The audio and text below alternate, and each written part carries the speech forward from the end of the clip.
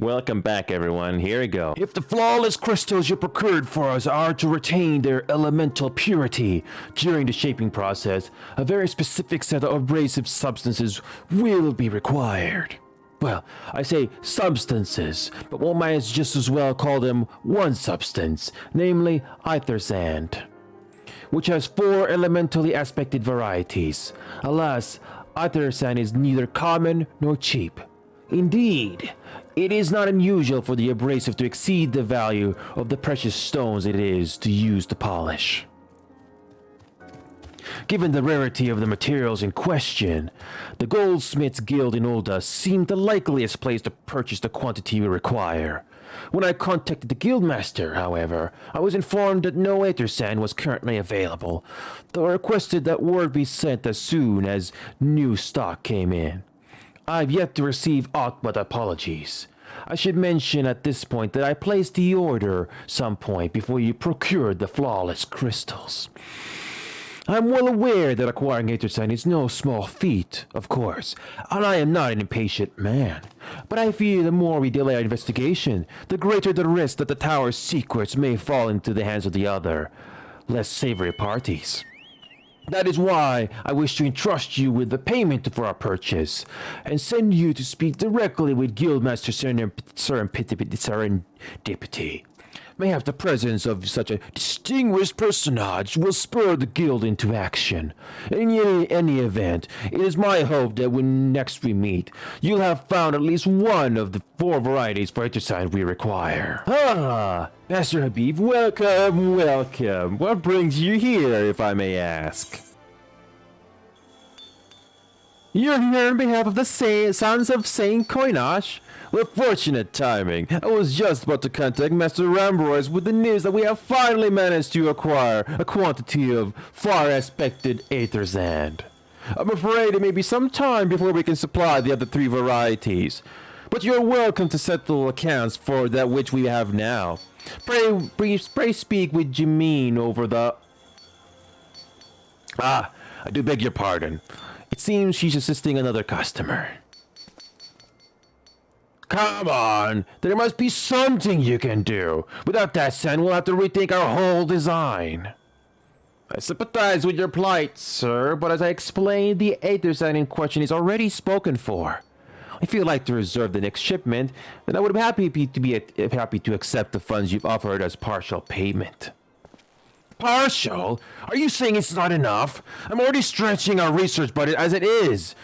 I suppose a man can do without a midday meal for a year or 2. Enio, it's been too long. What brings you here then? Got your eye on something expensive, have you? Oh. Well now, that is quite a money pouch. The sound of so many guild clinking together is strangely satisfying, is it not? Calming, and yet invigorating at the same time. Oh no, you're here for the blooming ether sand, aren't you?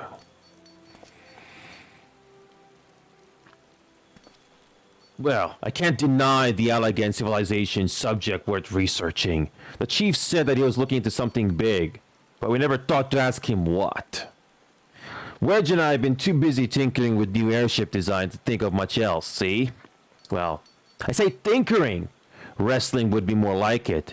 Still, after much wringing of hands and gnashing of teeth, we've managed to put together a prototype crystal-powered propulsion system. We got the idea for it when we heard how you lot had used corrupted crystal on board the Enterprise, as a matter of fact. Anyway, to cut a long story short, our design calls for all 4 varieties of ether sand. And that's why I can't just relinquish my claim on this batch here, even for you, lad. How are we meant to usher in a brave new age of technological innovation if not by technologically innovating, eh? Ahem. While I hesitate to interrupt such an impassioned speech, duty compels me to point out that this gentleman is a representative of the organization that reserved the ether sand in question. To mention nothing of the fact that his purse is considerably larger than yours. Oh, It's like that, is it? All right. This batch is yours. I'll let you have it. But if you're gonna take my sand, it's only fair that you grant me a role in this project of yours. I'll take that as a yes. It's not every day you get a chance to experiment with the wonders of the ancients. With any luck, they'll inspire me to think up another technological innovation or two. Now then, from what you have told me, I'm guessing you'll be needing the other 3 varieties of elementally aspected data sand as well, right? Then, rather than sitting on your rump waiting for a shipment that may never come, I reckon your time would be better spent looking for the stuff yourself. And it just so happens that I know of a good place to start. There is said to be a peddler in northern Thailand who, very occasionally, handles the earth-aspected variety of aether sand. Wedge is in the process of confirming the rumor as we speak. I know what you're thinking. When did my timid little friend decide he didn't need me to hold his hand anymore? The answer being, just the other day. Seems he's been inspired by a certain adventurer's heroic example. I thought he was just joking when he volunteered to go to Thailand without me. I just hope he manages to stay out of trouble. Head out to Blue Fog, and you should find him poking about with his new bodyguard. Oh, did I not mention her? Aye, Wedge thought it might be wise to hire an adventurer to accompany him, just in case your heroic example turned out to be less inspiring than he first thought. Hehe. Save your greetings. If you're looking for a hired blade, then you'll have to look elsewhere. After the day I've had, the only company I crave is the squat, silent type, the type that has a handle and holds no less than a pint of ale. You wish to hear my tale? I warn you, there's no steering epic, but as you asked, my employer, a Lalafelan lad, wished to pay a visit to a peddler who deals in some manner of special sand. I forget what it was called, but this apparently worth a small fortune. Anyway, when we arrived, the man claimed his stock had been stolen by bandits. Determined not to run empty-handed, we crept into the bandit stronghold and set about locating the stolen goods. Long story short, alarms were raised, rogues were awoken, and we fled in a blind panic. I was separated from my employer in the confusion. I have not seen him since. Oh, a friend of yours, is he? Then you best be prepared for the worst. It's just possible for the poor sod may yet be lost in the old Amagina Mitral mine. But I fear the bandits will have caught up with him by now. How could he be so stupid? Sneaking into a bandit's lair. It's just not the sort of thing I do. And now I'm gonna die for it. No, I just need to calm down. I can do this. I can be brave. I'm gonna stand up, and I'm going to walk out of here. Here we go.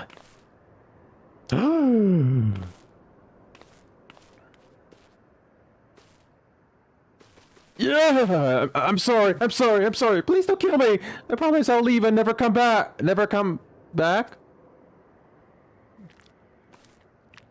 Enio, is it really you? How did you find me? Can you smell fear? Actually, ignore that smell. I expect you're wondering why I'm here. Well, I was just in the process of retrieving some stolen aether sand, which Biggs and I need for our research, as it happens. It was, I concede, perhaps a touch foolish and very nearly fatal. But I did succeed in snatching the stuff before my bodyguard ran away and several dozen bandits came piling after me with knives and axes and what looked very much like a plank with a rusty nail in it. Anyway, the important thing is that the stolen aether sand is right here in my... Oh dear. It must have fallen out when I was taking evasive maneuvers. It seems I won't be leaving this infernal place for a while yet.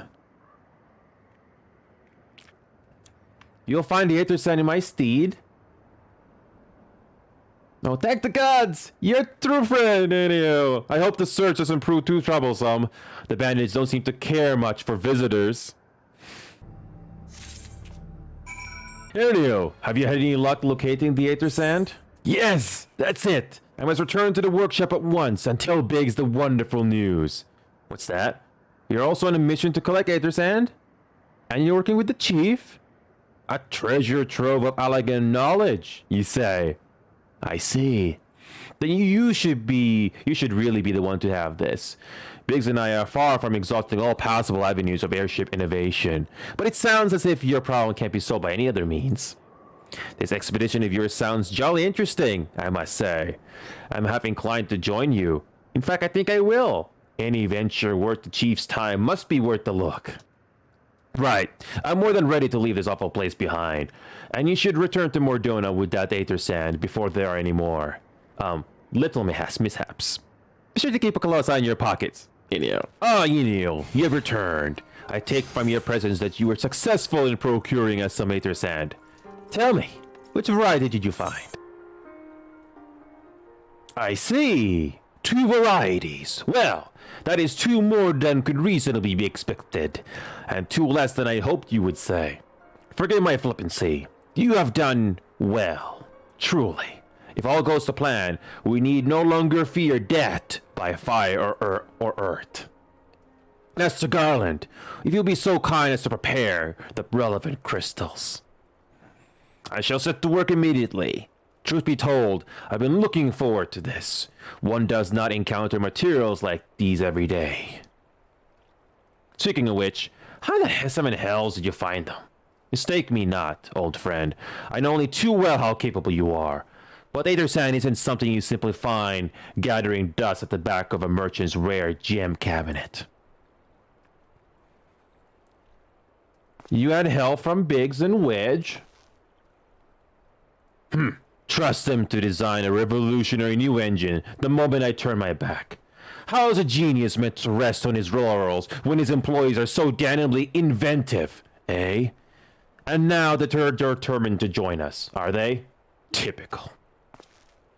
I jest, of course. It'll be good to have them around. Still, as a matter of professional pride, let's endeavor to procure the 2 remaining varieties of aether sand before they arrive, shall we?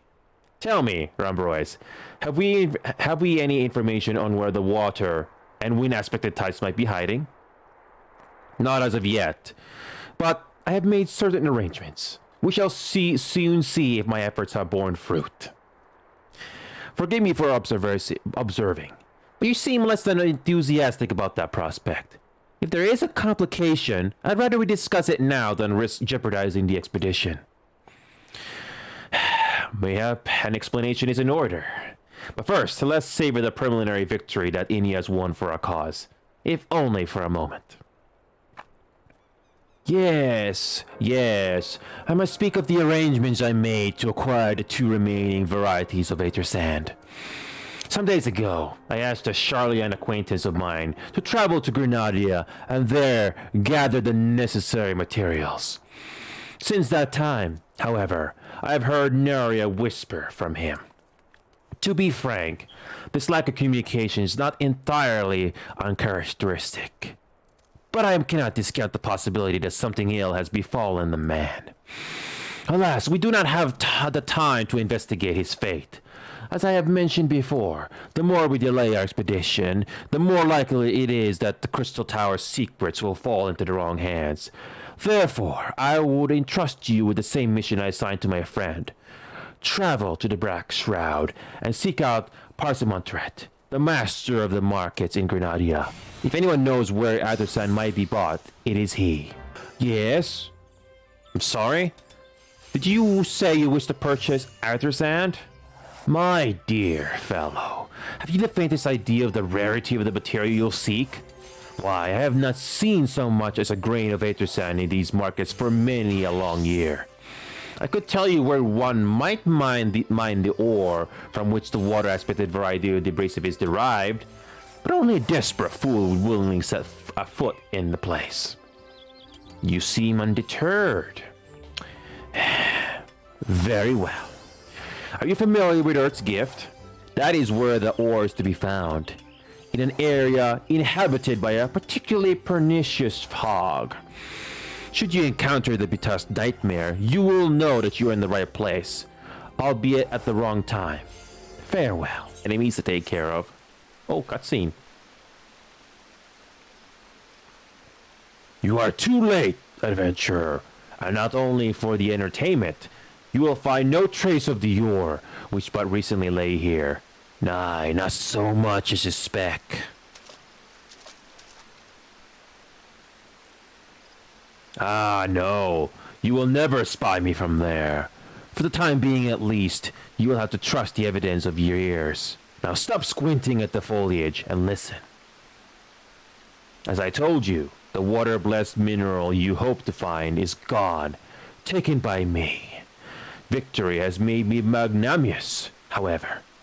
Accordingly, I have decided to share the location of an alternative source of aether sand with you. The wind-touched variety, to be specific. I trust I have your attention. Good.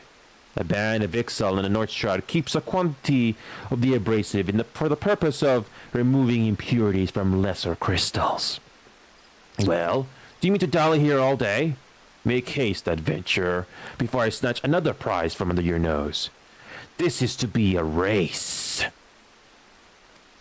The Ixali logging grounds in the North Shroud shall be our destination, and that is where the real amusement will begin. May the best man win.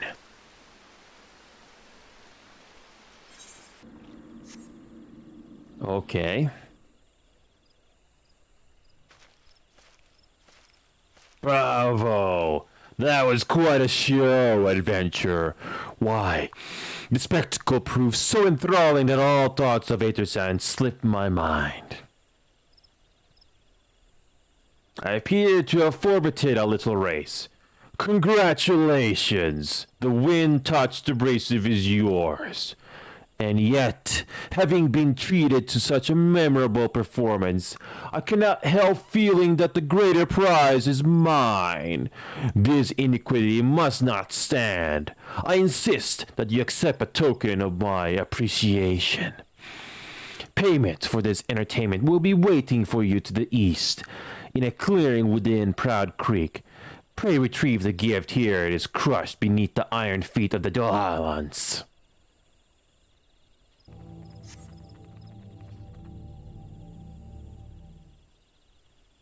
Not what you were expecting?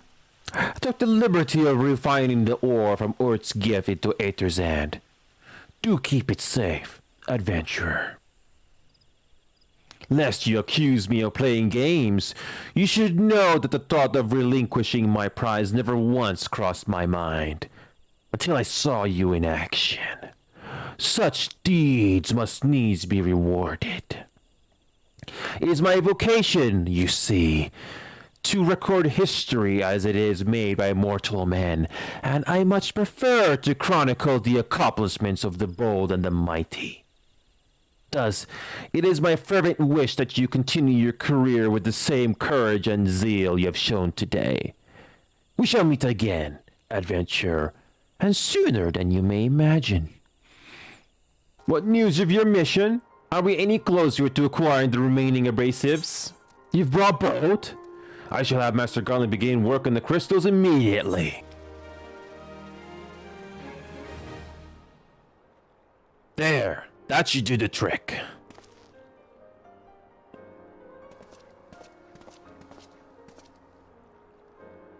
Excellent work! We now possess all 4 of the fangs required to pierce the Crystal Tower's defenses. My compliments, Master Garland. Oh, it was a trifling matter, I assure you. Enio here is the one you should be thanking. Anyway, by my reckoning, there's nothing stopping us from striding up to the Allegan's front door. You can't go without us, Chief.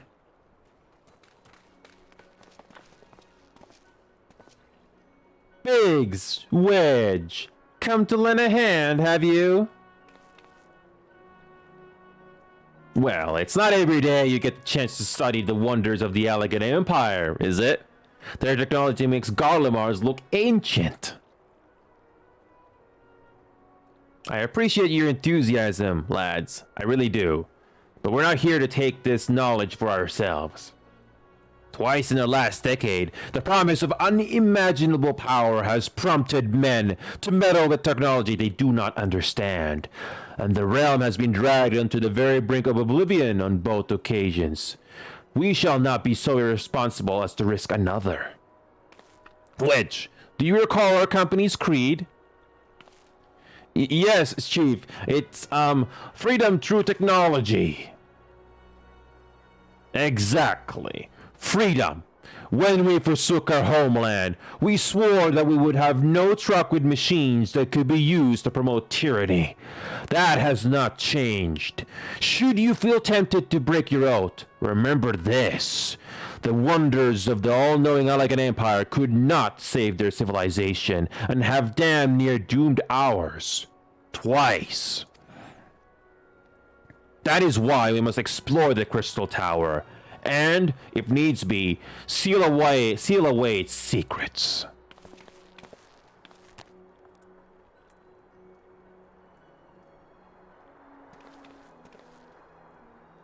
A compelling viewpoint. It is unyielding will such as yours that have defined the course of history.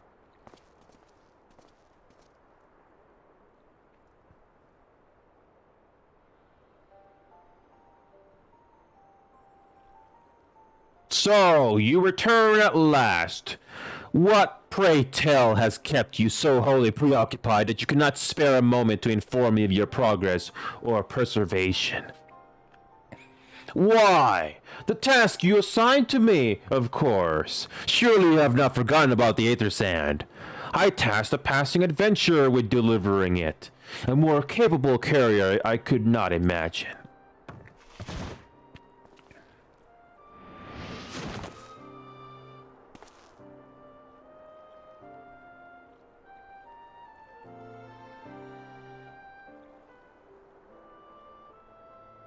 Greetings, adventurer! Did I not say we would meet again? I believe an introduction is in order. I am Rahagatia, one of the students of Baldizion. I look forward to joining you on your groundbreaking expedition. Garatia has been assigned to the project as an observer. I hope you will forgive him his eccentricities and welcome him as one of our own.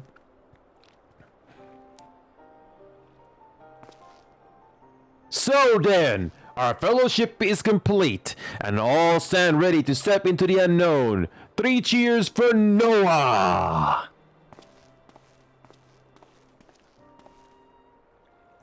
Noah? That is the name I have chosen for our little collective, given our differing backgrounds. We cannot very well call ourselves the Sons of Saint Koinach, can we? And we must have a memorable affiliation if our venture is to leave its mark in the annals of history. I could claim that NOAA stands for Nominated Observers of Artifacts Historical. And so it does, technically. But my true reason for choosing this name stems from the fact that it is shared by a vaunted Alagan Archmagus. An Archmagus? I like the sound of that. Yeah. Yeah. Very well. Now that the pressing matter of what to call ourselves has been settled, it is time we set forth to brave the outer defense of the Crystal Tower. Is everyone ready to depart?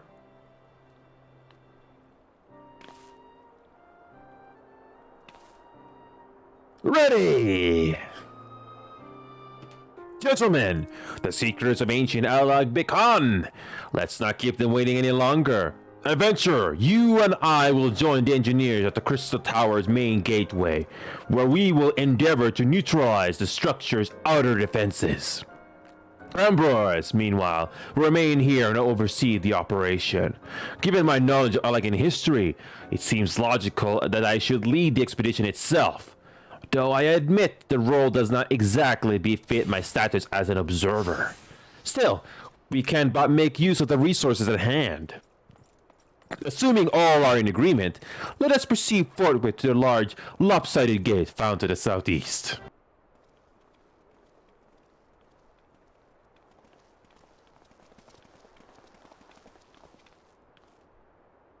The Crystal Tower lies beyond this portal. Now comes the interesting part.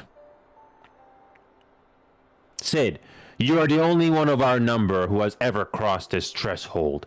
I ask that you take the lead for the present.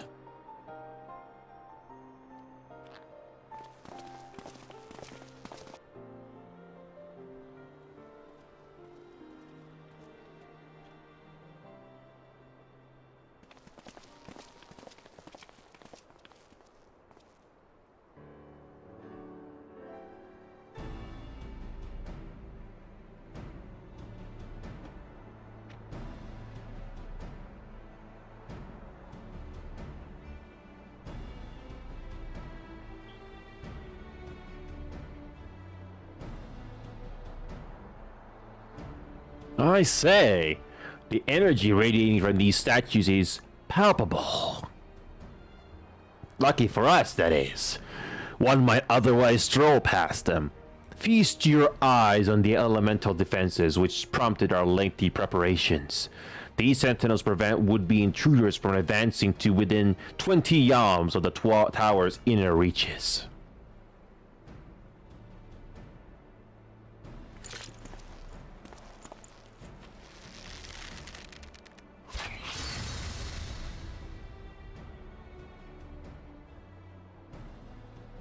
No matter how swift they may be. Happily, the crystal fangs we took such pains to craft should spare us the inconvenience of instantaneous annihilation. Here, allow me to demonstrate. Chief, it's too dangerous to allow anyone else to risk his life testing one? Quite right.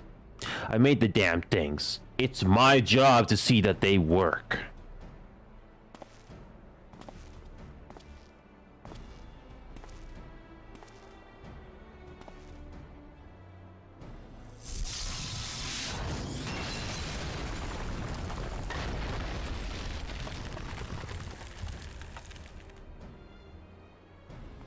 Yes, we finally got through. Success!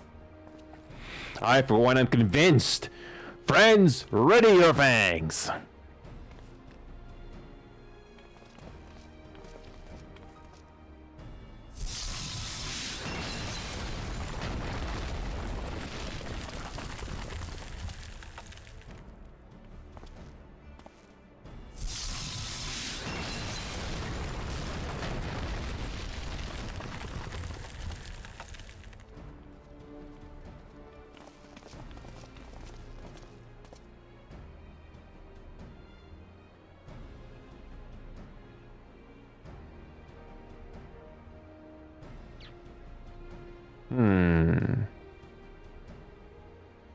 This last one is yours, old friend. It seemed only right.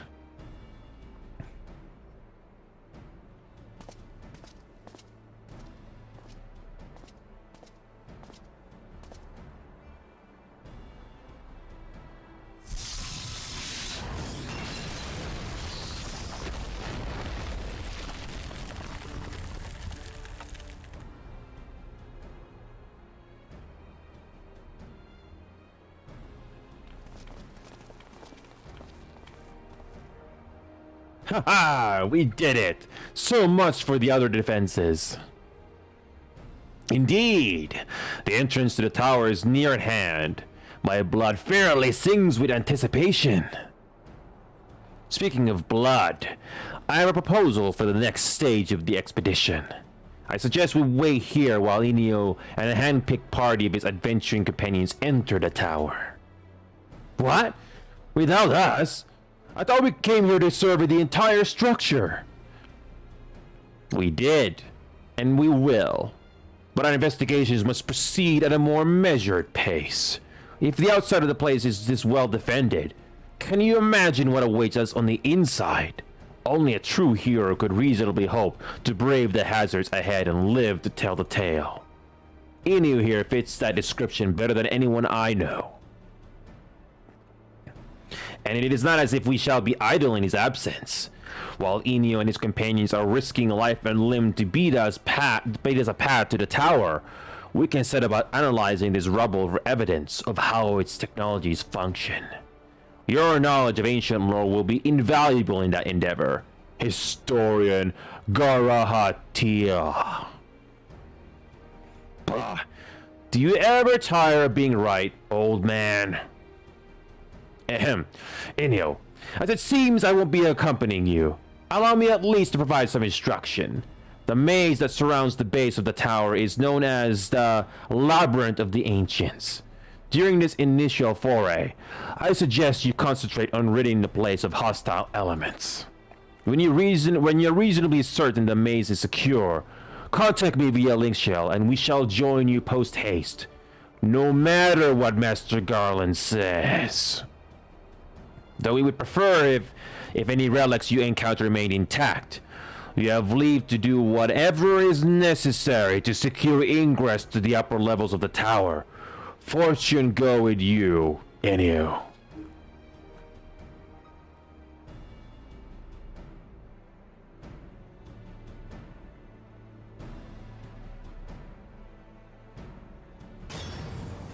Okay, provoke.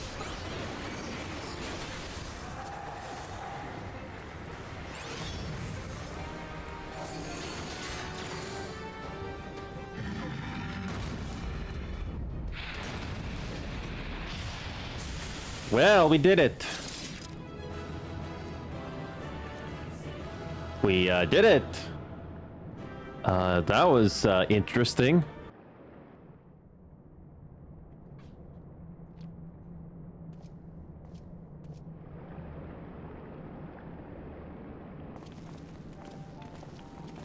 Ho there, Enio!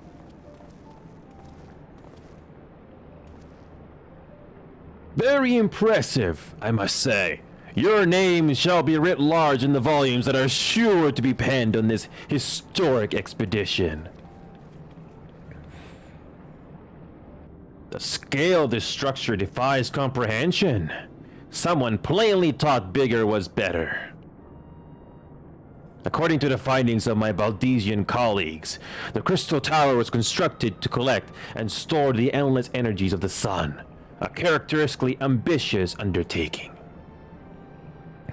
Now, what are the tower's inner defenses?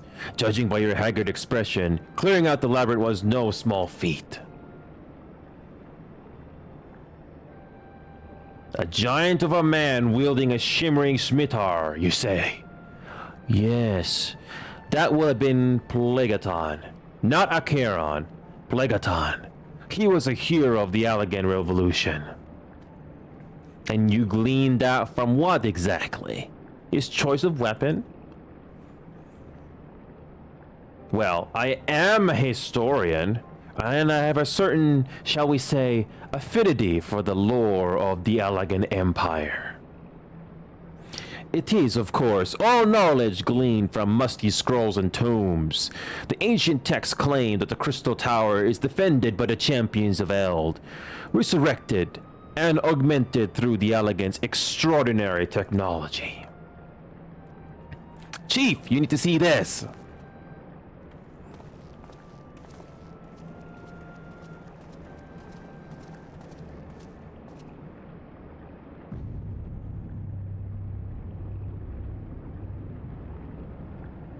Well, well, there it is, the foot of the tower. What surprises do you have in store for us, I wonder?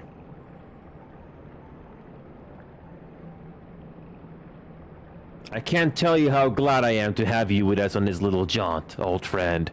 Had you not beaten a path through that maze, I very much doubt we'd be standing here now. Well, we have much to discuss and digest. Let us retire to St. Koinach's fine for the present, and then plan our next step. Lest there be any doubt, our expedition has some way to go yet.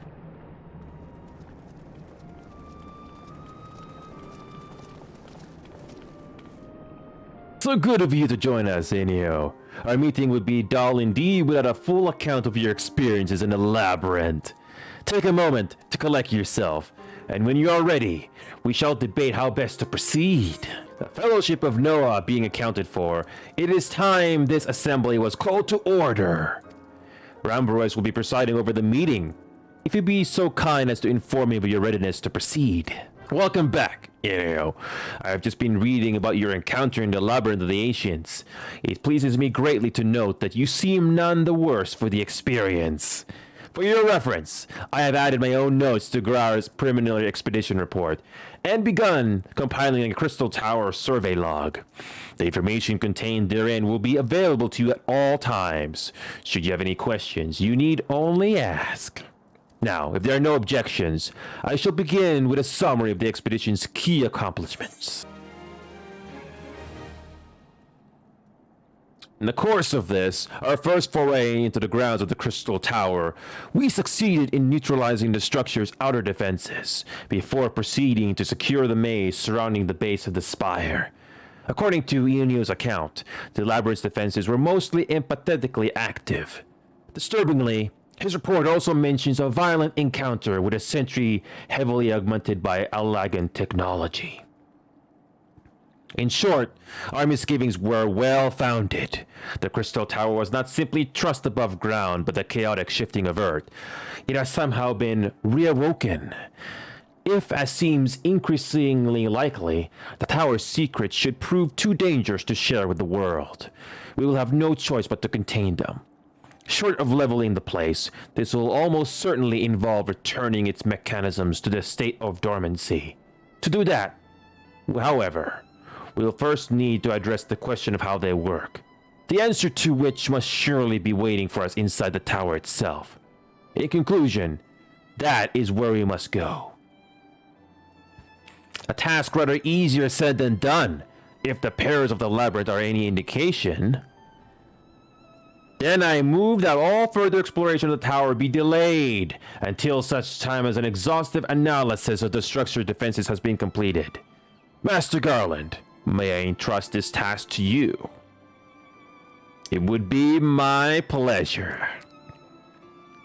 Don't forget about us! It's like you said, Chief.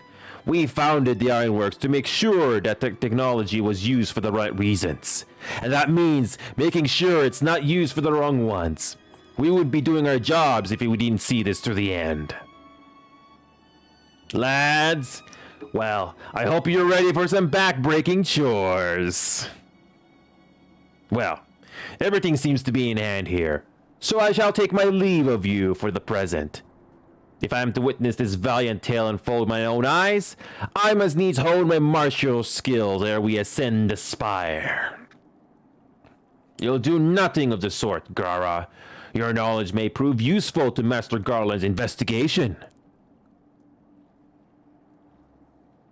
As an observer, I am not, strictly speaking, subject to your authority. Pray do not mistake my intent, Enio. I'm well aware that I shall never be a match for one with your innate talents, however hard I train. Be that as it may, pray do not allow your skills to rust from disuse during the coming pause. We will need you fighting fit if our subsequent forays are to prove as productive as this one. Mark me, we have not yet caught more than the briefest glimpse of what which time has obscured. Soon, however, we shall cast off the veil and gaze upon the glory of the Alagan Empire. And with that encouraging thought in mind, it is time to bring this assembly to a close.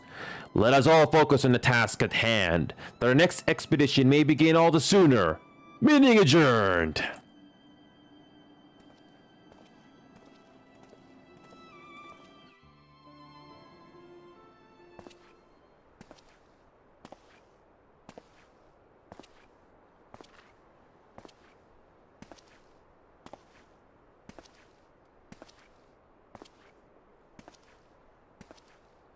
Such a terrible mess, yet it does leave the door wide open, so to speak. One cannot help but be impressed. Beginning to understand the reliance you place on adventurers, old friend. So, this is the legacy the Alagan Empire left behind. If my readings are correct, the energy source awaiting atop the tower is a match for even the ultimate weapon. Aye, more than a match. A new toy for me to play with.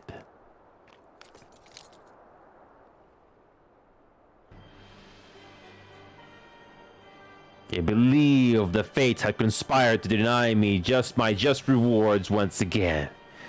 But it would seem they had a greater destiny in mind for me. And so long as my ambition burns, I shall strive to seize it. The dream lives on, Sid. Do not disappoint me.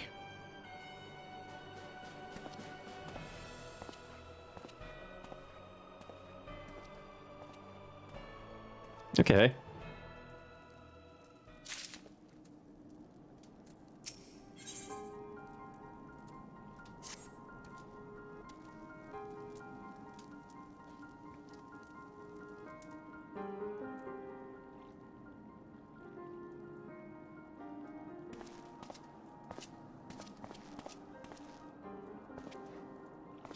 Ah, it is you, my friend.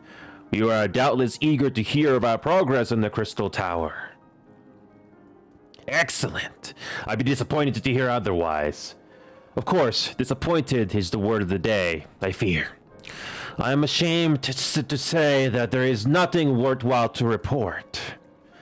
The suns continue to probe the labyrinth of the ancients, and every day brings new discoveries. Alas, the same cannot be said of the Crystal Tower proper. We have not been able to set so much a single foot inside it. You will recall how the ancient sentinels stood between us and the labyrinth initially.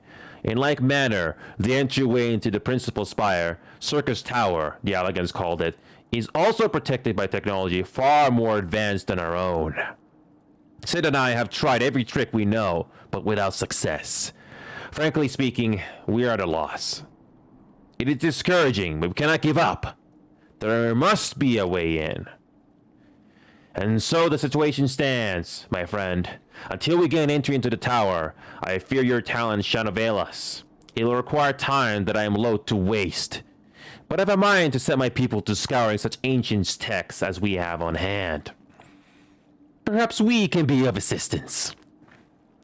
And you are... Be at ease, friends, for we share the same goal. I'm Uni, and my companion is called Duga. We are scholars of the Allegan civilization, sent by the students of Baldizian to assist in your endeavor. Une and Duga, rather unusual names for this day and age, if I'm even forgiven for observing. But I digress. You claim to be here at the students' behest, but we have received nary a word of your coming. I am sure you'll not take it amiss if you seem somewhat doubtful. We can only assume that the message failed to reach you due to some mishap. I assure you that we are here to help.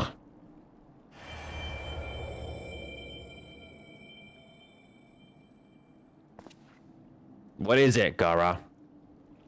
There's nothing. There was a pain, but it has subsided. Well, this is rather unexpected. Your right eye is the same as ours. The same? You have the Allegan eye as well? This Sanguine Ho is said to be a trait unique to the Allegans, yet I inherited it from my father, as he did from his. Only one child in a single generation is born with the eye. All my life, I have sought to learn the truth of its manifestation. If there is aught you know, I implore you to tell me. My deepest apologies, but we have no answers for you. Only one thing is certain. Those who possess the trait are bound by fate to Alleg. As your eyes placed you upon the path you walk, so too have we come here to fulfill our destiny. Absurd though it may sound, it is the truth. It seems to me we have naught to lose by accepting their aid. What say you? If that is your wish, then so be it. Yet know that I still mean to verify your story with the students of Baldizian when I am able. I trust there will be no objections? Very well. As of this moment, I name Une and Duga advisory members of Noah. Without further ado, let us have them examine the circus tower entrance. I promise you will not have cause to regret your decision. Enio, I should be much obliged if you were to accompany our new friends to the tower. Biggs and Wedge are presently surveying the 8 sentinels. The 2 of them can show you the way. Upon arrival, pray report to Master Garland. He will brief you on the situation. I shall join you, Enio. With Une's and Duga's knowledge, along with your uncanny knack for setting events in motion, I am hopeful that we will finally see progress. We're examining the rubble in the hopes that it'll yield a clue to entering Circus Tower. Can you tell we're getting desperate? Well, if it isn't Enio, eager to turn to her circus tower and kill everything in sight, no doubt. As I'm sure you already heard, though, the place is locked up tight as a clam. You friends from the students, you say. Excellent. It's been slow going, or rather, no going, for the chief. He'll appreciate the help. If you'll just follow me, I'll take you to him.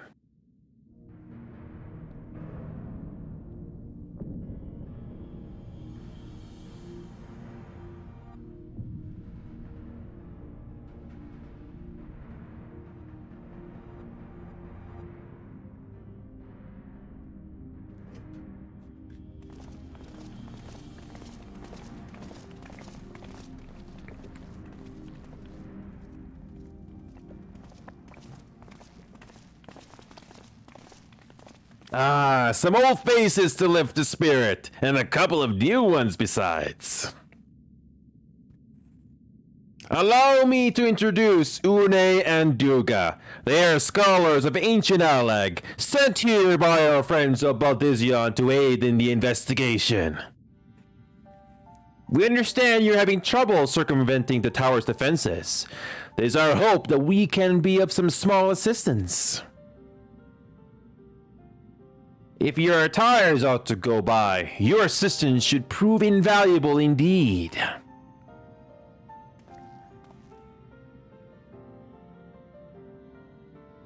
To begin with, let me tell you where we stand.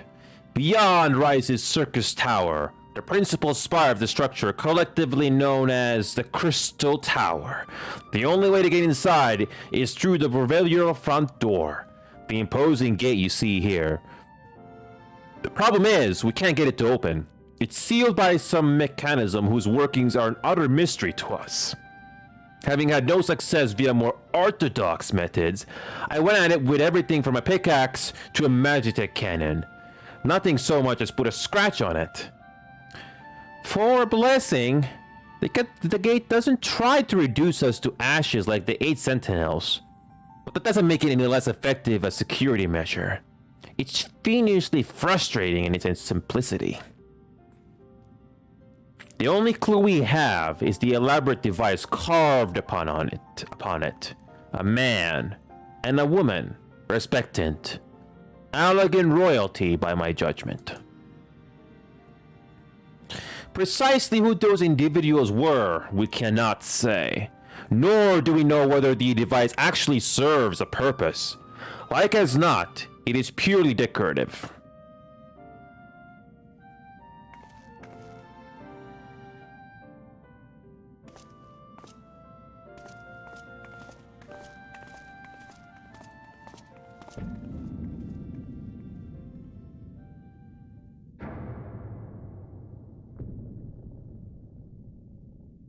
If you're thinking to force it, save your strength. It's no use.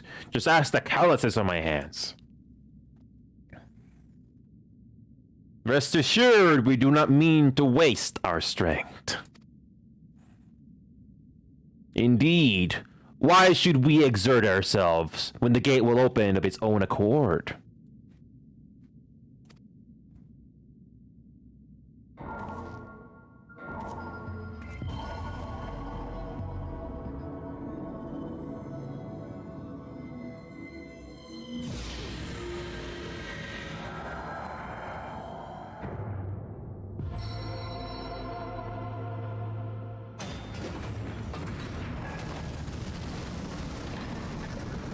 That was easy.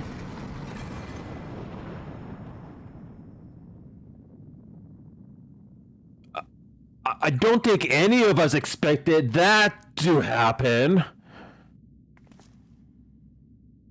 7 hells. What is this? What did you do? What are you?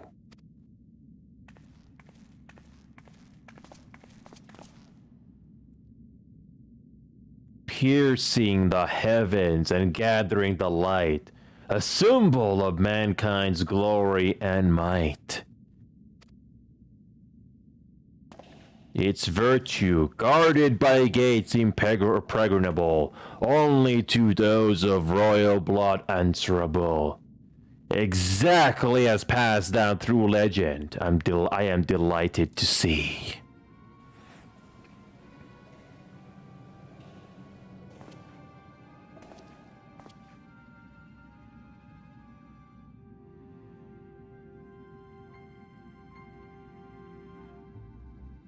Beg pardons for interrupting your bewilderment. I couldn't help but notice the remarkable playthings you have acquired. Nero? You're still alive? Garland. If I didn't know better, I would say you weren't happy to see me. Ah, but I jest. In light of our recent meetings, you have every right to be wary. But rest assured, I am no longer a threat to you. My legion is for all intents and purposes defunct, and my association with it means a tight noose awaits me back in Garlemald. And so, I've been roaming this land, Eorzea, a regular returnant. In the course of my wanderings, I chanced to catch wind of your latest venture. It sounded positively fascinating. And so, I decided to come here and join you. After the wrongs you've committed, you think us that gullible?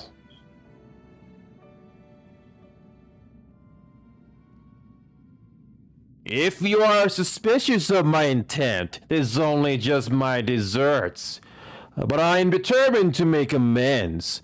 As a gesture of goodwill, I will share with you what I know, starting with these two odd characters. As you are doubtless already aware, the Crystal Tower was the symbol of ancient Alag's might and prosperity. Entry was permitted only to royalty and a select few individuals. According to the records I have unearthed, only royal blood can open the gate. In other words, the Emperor and his progeny were living keys. You mean to say that these two are descended from Alagan royalty? Oh, I suggest nothing so glamorous. To put it plain, they are imitations of royalty, living keys born of Alagan ingenuity.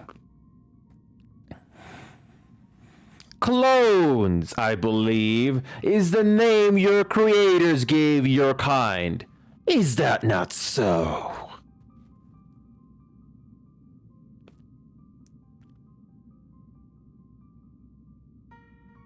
It would seem that the time for concealment is past.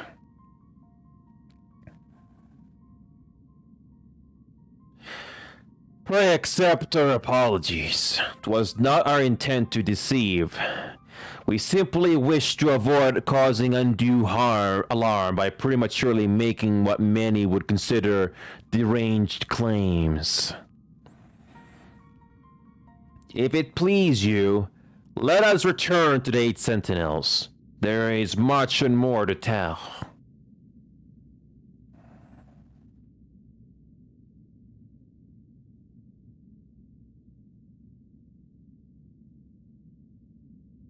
Very well.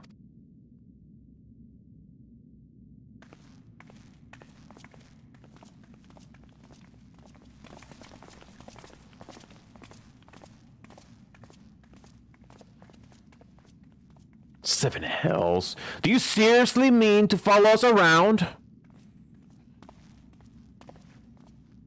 Come, Garland. You know me better than to think that I spoke in jest. What more will it take for us to be reconciled? A gift, perhaps?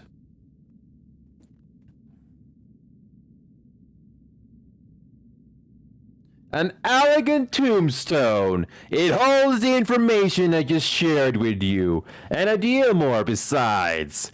It used to be the jealously guarded property of the 14th Legion, but it's yours now.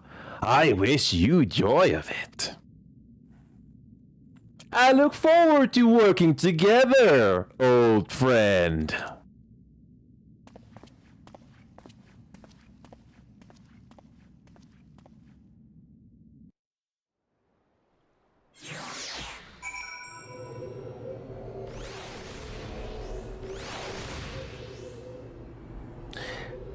I hope you guys like that little character that I did with that former villain. I decided to do it in a monologue kind of a way. Make that character stand out a little bit compared to the rest. Yeah. Alright, here we go. Let's see what Doga has to say. If you are ready to listen, we shall tell you all.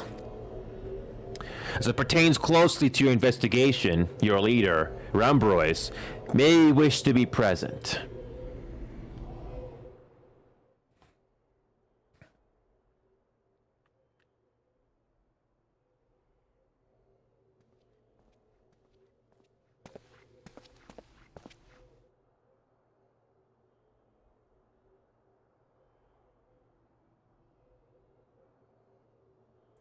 Before we begin, pray allow me to apologize again. It was not our intent to deceive you. As you will have already gathered, we are not scholars sent by the students of Baldesion. Nay, we are clones, copies of people who once existed, given life through elegant technology.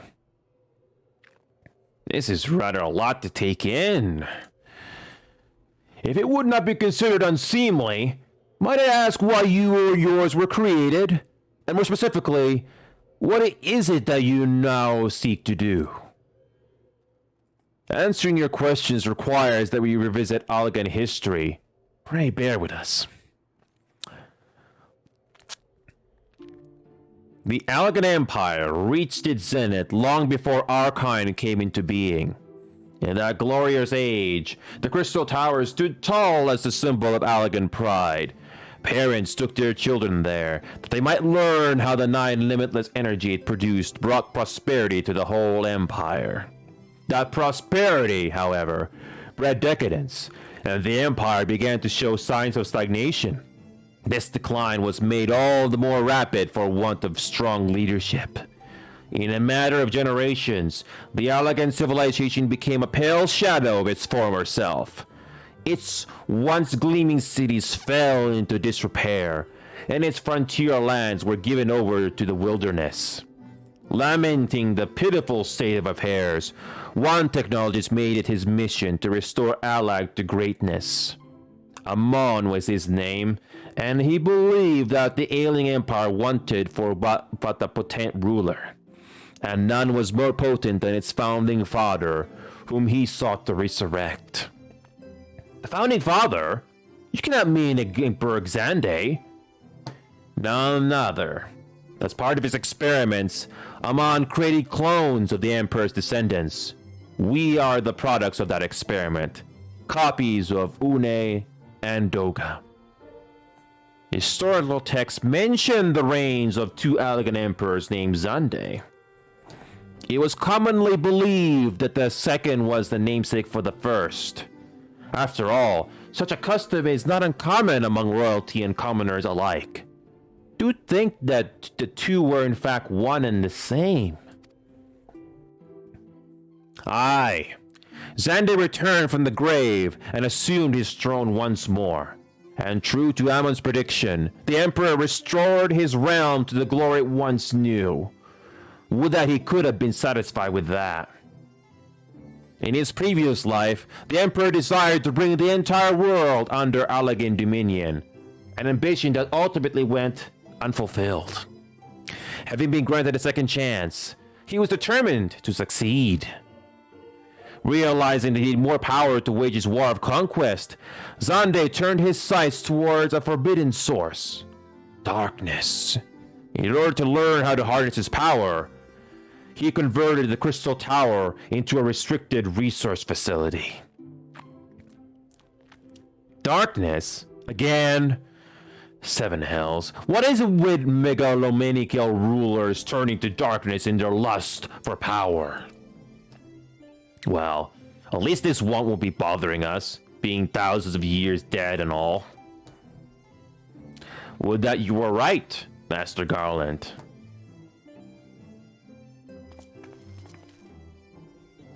Alas, Emperor Zande is very much alive.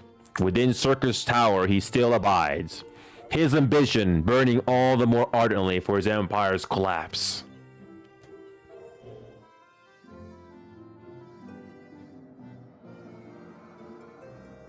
Wielding the power of darkness requires prodigious amounts of energy that not even the Crystal Tower could produce.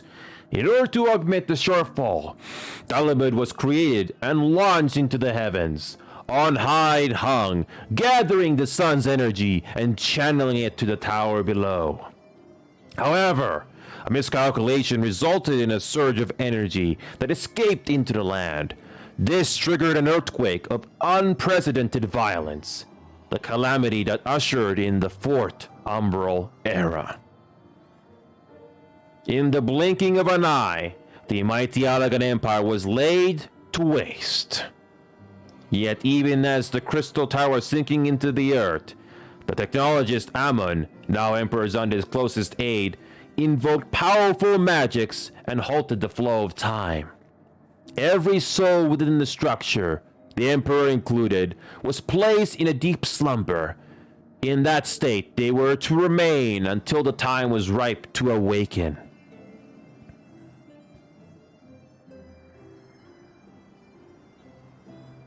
Eras came and went. After millennia lying dormant, Dalamud was summoned back to the earth.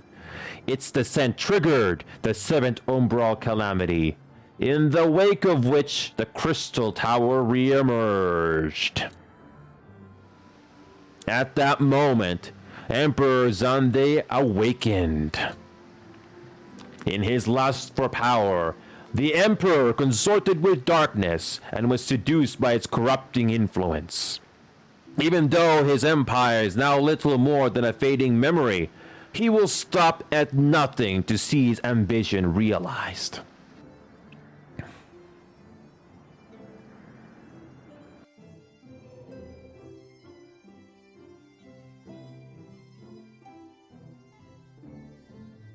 This for no other purpose but to put an end to Zande's madness that we exist. This is the mantle we have inherited from our namesakes, the true One and Doga. Fearing what might befall the world, the two of them sought to thwart their emperor. They gave unto us their will, that we might carry on their mission should they fall. When we came to our senses within the Crystal Tower, we deliberated a course of action, concluding that we alone could not overcome Zande. We struck out to find a worthy ally. It has taken years, but our search is finally over. There's no ordinary man who can cut a path through the labyrinth of the ancients. With you as our champion, EnioHabev, we are confident that we can end Zande's dark ambition once and for all. Well, that'll teach me for speaking too soon. Setting my chagrin aside, I see now why you knew about the students of Baldigian, among a host of other things. You were observing our investigation the whole time. So, what will we do, Enio?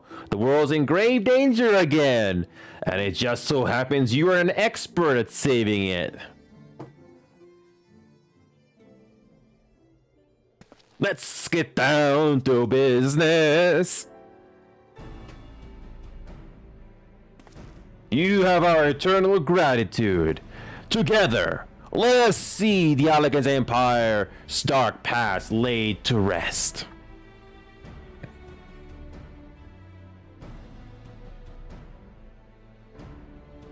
It has been our mission to recover the long-lost knowledge of the Allagan civilization.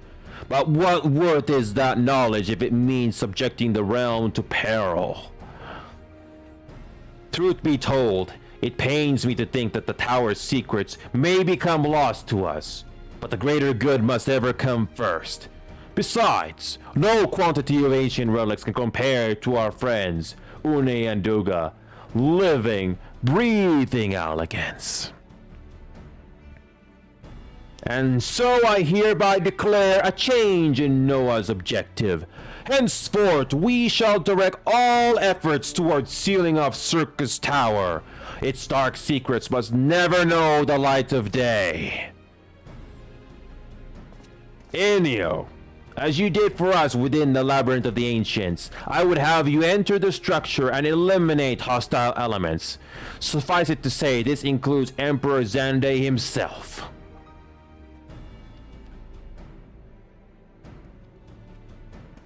Meanwhile, the rest of us shall examine ways to isolate Circus Tower from the outside world. To work, then!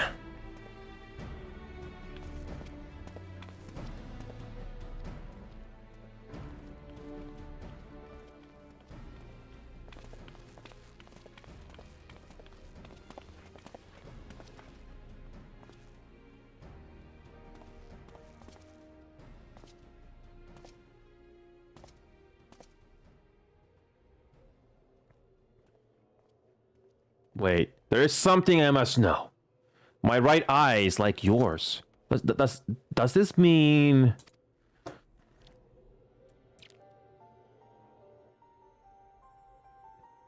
You inherited the trait from your father, you said. Know that clones are unable to bear offspring. You have no cause for concern. The elegant eye, you called it.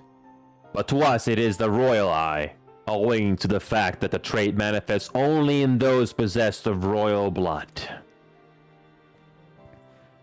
I cannot well explain why the eye runs in your line, but I'm disinclined to think it a coincidence. Though you are doubtless impatient to learn the truth, pray have patience.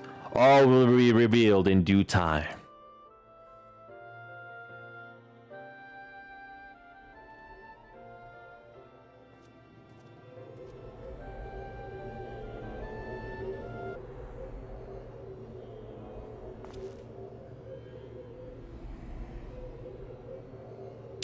My apologies if I've given you cause to worry. I am quite well, I assure you. As you can appreciate, there has been much for me to think on. But now it is the time for action, not idle thoughts. Circus Tower awaits us!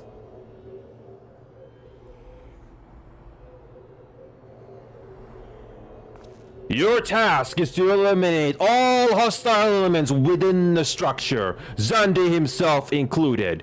This will afford us the chance to seal off the facility. May the crystal grant you strength.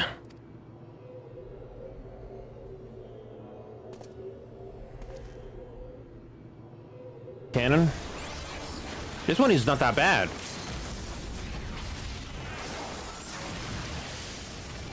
And... that's it. That was a lot easier than the last one, I think.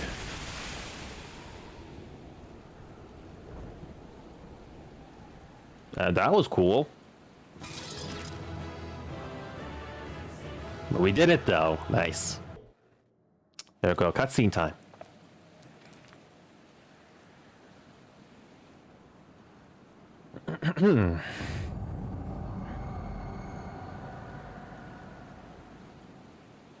Enio!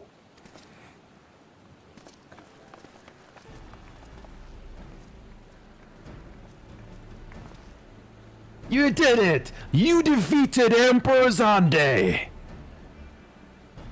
Empires may rise and fall, but man's indefatigable spirit ever lives on. Truly, you are the champion we had hoped for. EnioHabev. With Emperor Xande now at eternal rest, his dark legacy may be undone.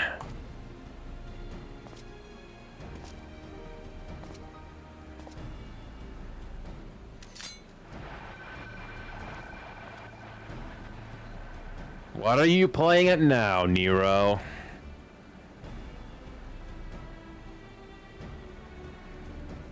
In case you haven't noticed, Garland, these are dangerous surrounds. Can a man be faulted for exercising due caution? At any rate, you didn't mind me. I am perfectly capable of looking after myself. Go on and finish what you came to do.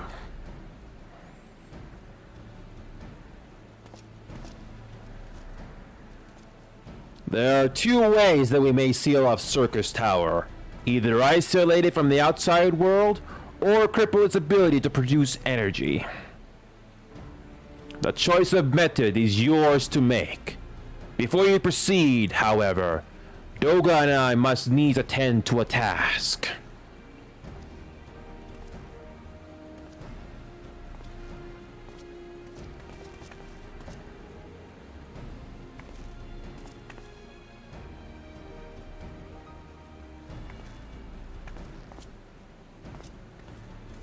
That distortion? What is it?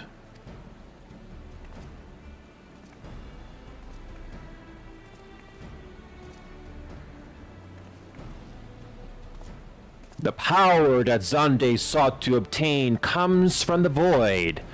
The world of darkness, our people called it. And the true nature of that power was none other than the armies of Voidsent. Voidsent feed on Aether, as you may already know, and no plane is richer in it than ours. In exchange for their allegiance, Zande entered into an unholy covenant. He would open a gate through which the Voidsent could freely enter our world. The covenant, I'm afraid to say, is still in effect. However, being of the Emperor's lineage, Une and I believe that we can annul it. By his blood, Zande sealed his dark pact. By our blood, it shall be undone. It is time. Yes, Duga. Finally, we may fulfill our purpose.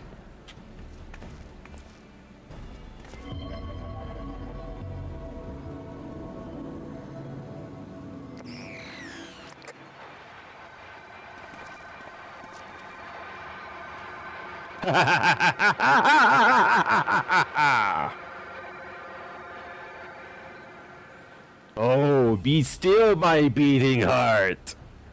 For a moment, I feared that this outing would end in disappointment, but my readings were not mistaken. Not even the ultimate weapon compares to this. What are you going on about?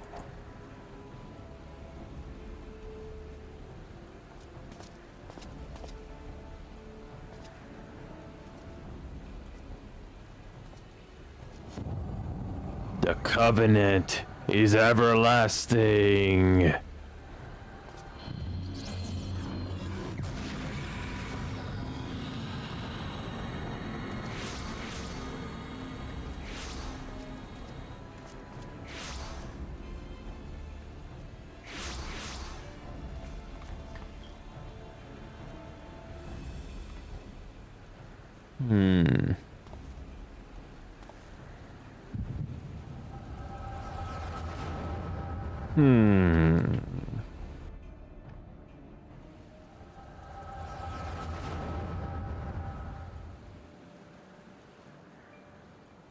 And so Mirasudia is brought into the fold.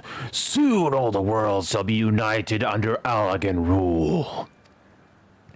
And yet, with every dream that becomes reality, the memory of death grows ever more vivid, an endless void bereft of light and warmth. Though I may have defeated death, it did not leave me unscathed. Nay, its ravening claws have scarred my soul for eternity. Never shall I know peace. Beings without will, you cannot fathom my rage, my melancholy, my fear. What worth is wealth and power when all must inevitably be consigned to nothingness? If man has nothing, he need not know the pain of loss.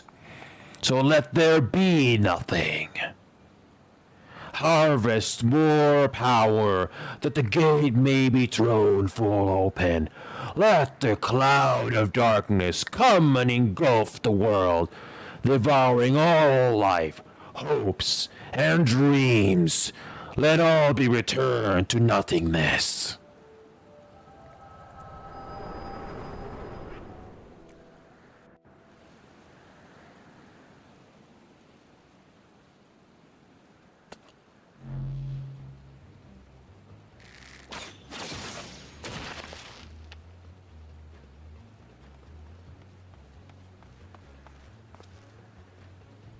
Enio, pull yourself together!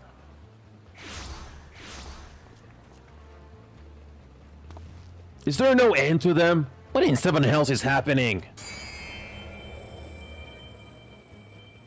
Not now, damn it!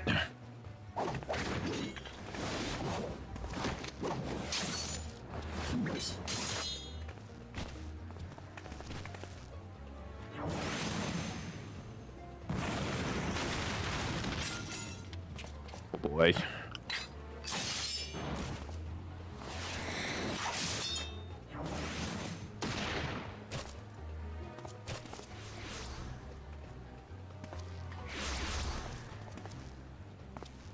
Nero, were they part of your grand plan too? Save your japes, Garland. I didn't put up with your arrogant face to play with worthless clones.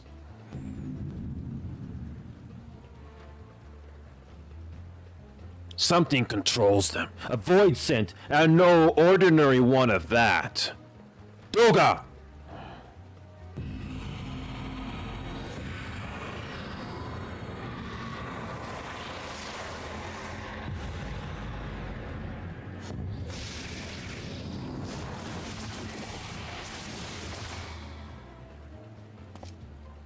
Confound it! Without them, there's no way to master the darkness.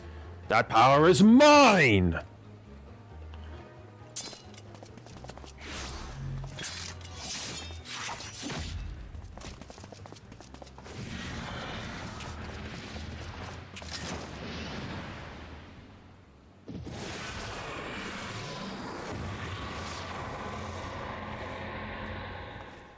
Nero!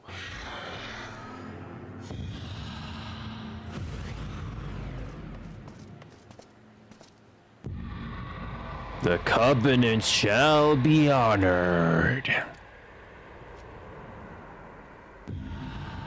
I am the cloud of darkness. I shall devour your light and return this world to the void.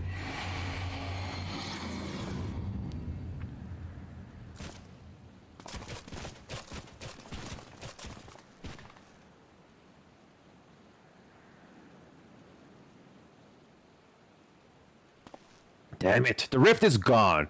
What are you supposed to do now? As much as it pains me to leave without them, there's precious little we can do. Let us return to the Find and consult Rambrois.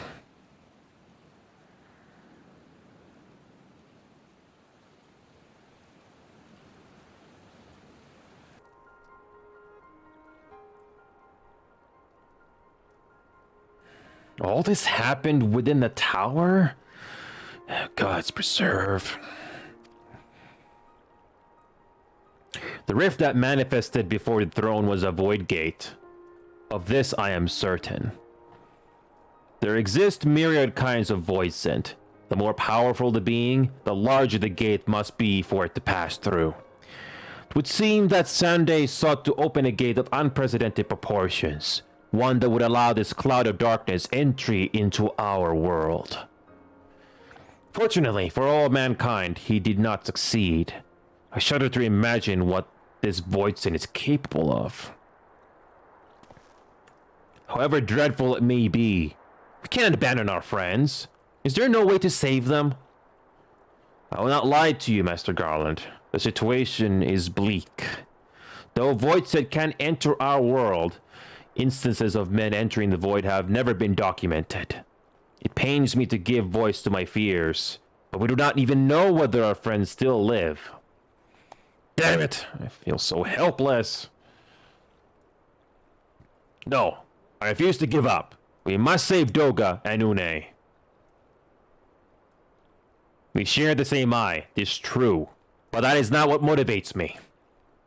Above all, I wish to help them to fulfill their mission, a mission whose burden they have borne for thousands of years. And besides, we cannot leave matters as they are. So long as Zunde's Dark Covenant is binding, our world is in danger. It is our duty to prevent the worst from coming to pass. Graha, ever since meeting Une and Doga, you have not quite been yourself. Tell me true, is all well with your eye? I honestly cannot say. I know only that there is a memory that I must recall. As a child, my father told me that the truth of our eye rests with Alag. The answer eludes me still, but one day I will find it. I am with Gara. However slim the odds, we must try to save Une and Doga. Aye, and that bastard Nero as well, if only to make certain that he won't make any more mischief.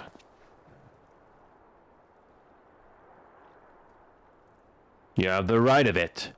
Though we have known them but briefly, Doga and Une are our comrades. We cannot fail them. I shall consult experts and literature both. I swear to leave no stone unturned. Yet know that it may be a while before we are ready to act. I would ask that you all be patient. When dealing with the void, one cannot be cautious enough. My thanks again for your assistance. Pray rest now while you can, for when the time comes to go after our friends, you must be at no less than full strength. We'll save them yet, Enio. Mark my words.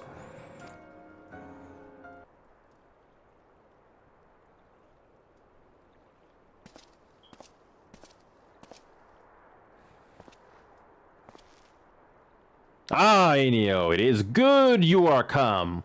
I have news you must be made aware of. Alas, none of it bodes well for us, nor for Une, Doga, and Nero imprisoned in the Dark Realm. Think back upon our last foray into Circus Tower, if you will. The calamity steered the place from its long slumber and awoke Emperor Zande. But you, Enio, you ensured he was laid to rest permanently. Yet the Emperor had sealed a binding covenant with the terrible void set known as the Cloud of Darkness. Even as Doga and Une labored to annul this contract, the entity reached through a rift and dragged the pair of them and Nero out of our realm. Since that day, Noah has devoted itself to rescuing Une, Doga, and Nero from beyond the rift. Our research, however, has exposed a far more dire problem. The Crystal Tower still acts upon Emperor Zande's orders, and collects energy to open another void gate even as we speak. Indeed, the place nigh hums with the energy. We have done all we can to stop the Imperial Edict, but to no avail. Just as the gate would open only for Une and Doga, so too will the tower heed only those with the royal blood of Alag. This a most galling design. Granted, this was not always so vexatious, according to the elegant tombstone Nero presented us. During the golden age of Alag, the royalty had some means of bestowing their blood upon others. If they had such technology, Ammon and his underlings could never have controlled the Crystal Tower. But we do not have either this art or any with royal blood. Every moment we wait, a vast rift through which the cloud of darkness can enter our realm threatens to open. Such a disaster cannot be allowed to come to pass. We must seal the Crystal Tower and annul Zunde's covenant with the Dark Realm. If only breaking the ladder would suffice. But then what of the energy building in the Crystal Tower? Without suppression, that power could discharge and cause a calamity like the one that destroyed Alag. In truth, we have more than just 3 lost compatriots to worry about. If we do not act, our very world will fall before the might of this threat. We know but one way out of this predicament. Rescue those who can control the tower from beyond the Dark Realm, and seal the rift shut after them. And mercifully, not all our news is quite so bleak. It's true we cannot stop the Void Gate from manifesting within the tower, but this can be to our benefit. We can use Circus's power for our own purposes, and create a portal to carry us into the Dark Realm.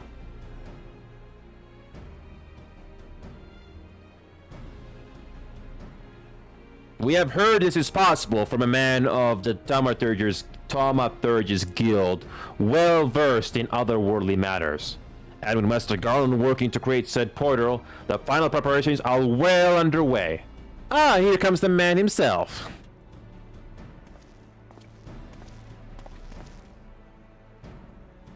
Enio, just the man we need.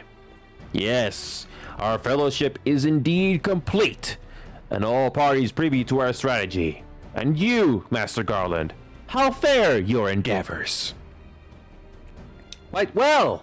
The device is nearly ready, though attaching the damnable thing to Circus Tower took every ounce of ingenuity the Ironworks has got. But it should produce the energy we need. With just a little bit more fine-tuning, we can open the rift. I'm here to request your presence at the tower. I'll leave Biggs and Wedge at the 8 Sentinels as guides. And do hurry, Enio. I'm sure you wouldn't miss another chance to save the world. Would you?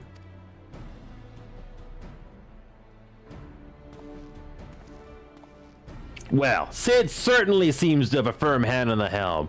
Shall we make our way to the Crystal Tower?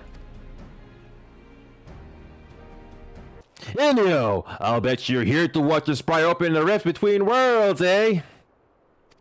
We're almost ready. Circus Tower is full of engineers scurrying around and making adjustments. We're dealing with a lot of power, and if a single coupling's off, well, boom! But it should be fine, really. Anyway, you best wait at the top. The chief's there overseeing the whole operation.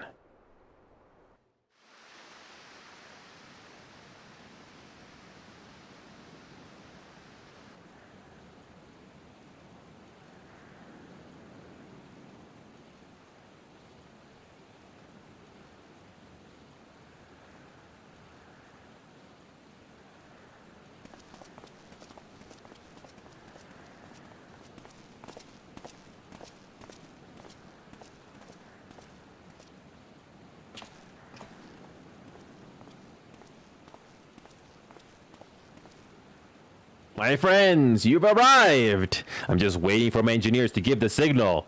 Then we'll see if we can't open a gateway to another world. Is there something amiss, Garaha?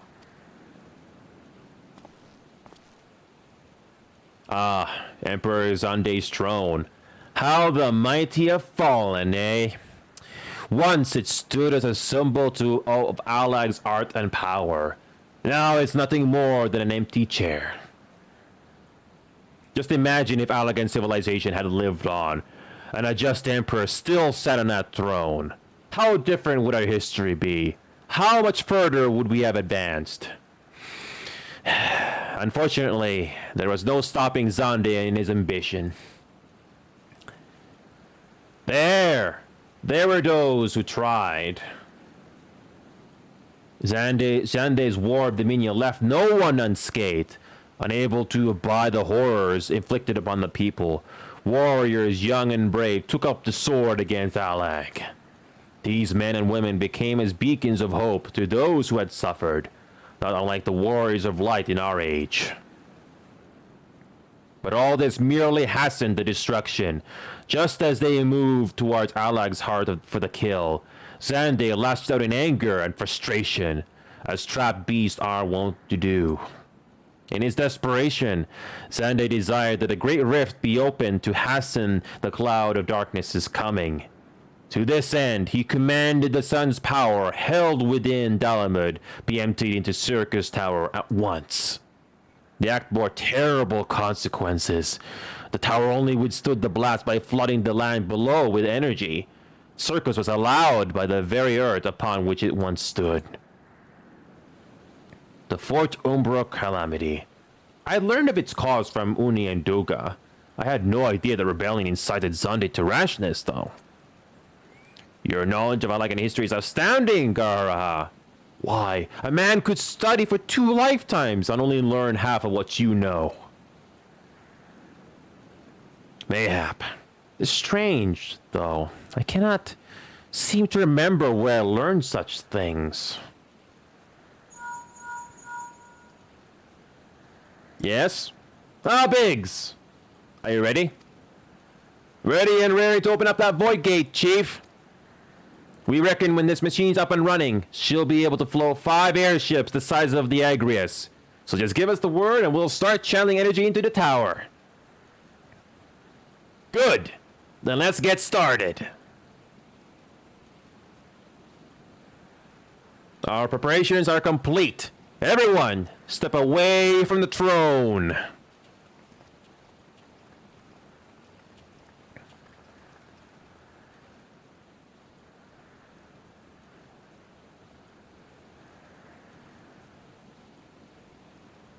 All right, let's see what this machine can do. Now, Biggs.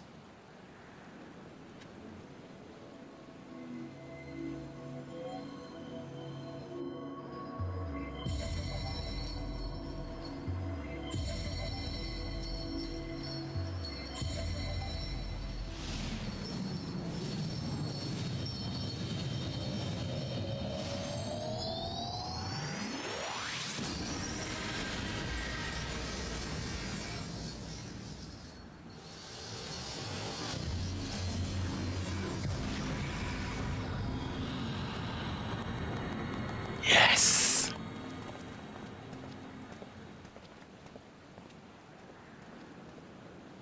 Ah, a rift to the world of darkness, as Une called it. Splendid work, Master Garland.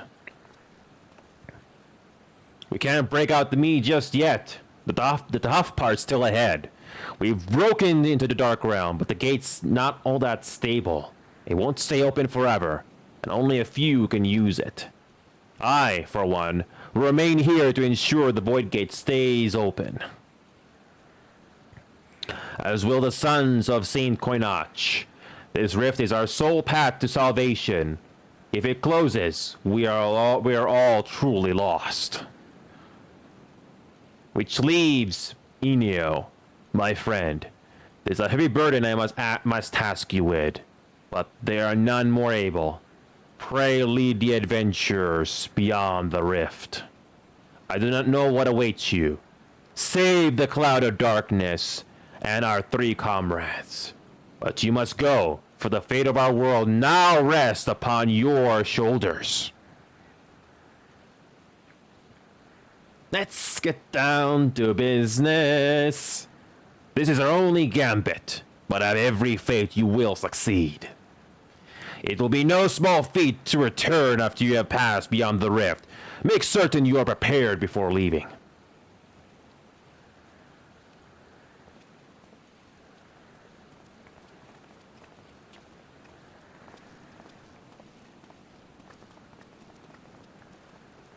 Might I have a moment of your time, Enio?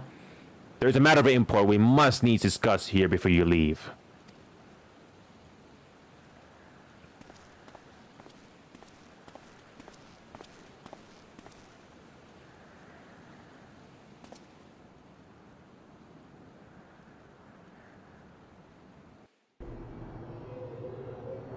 Enio, I wish to speak to you about my eye.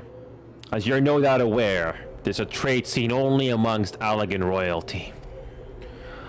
Long I have pondered why such is my inheritance. The sanguine who must have some bearing upon my destiny.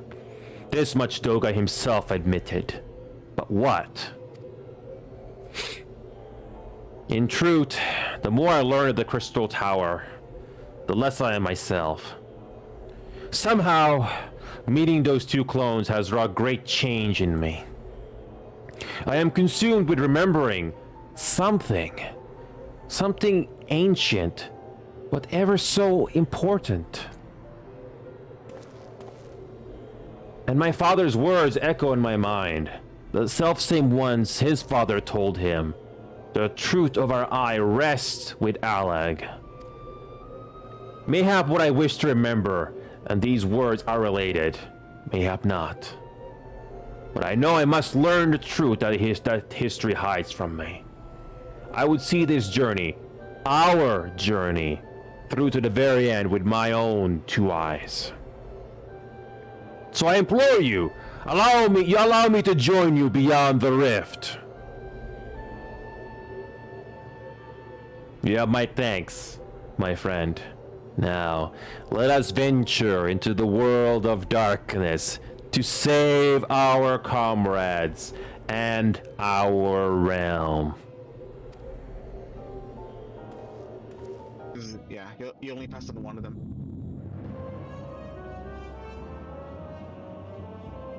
Yes, here we go.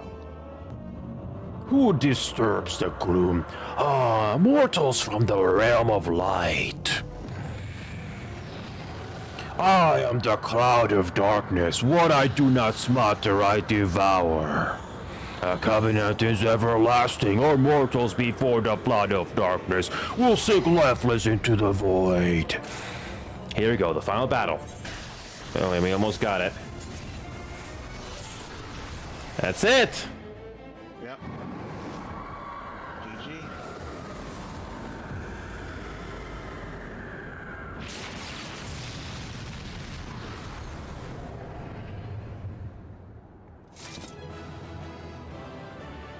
Yeah, we did it.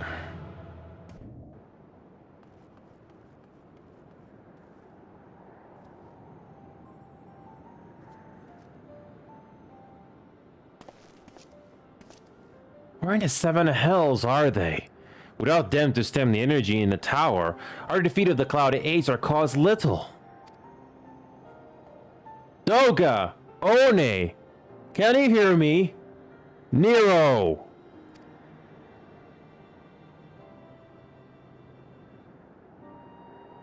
Must you be so infernally loud? Are you so keen to attract more void scent?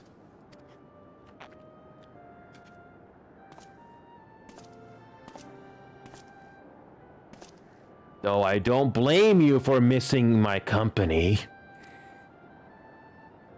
Thank the 12! Are you alright?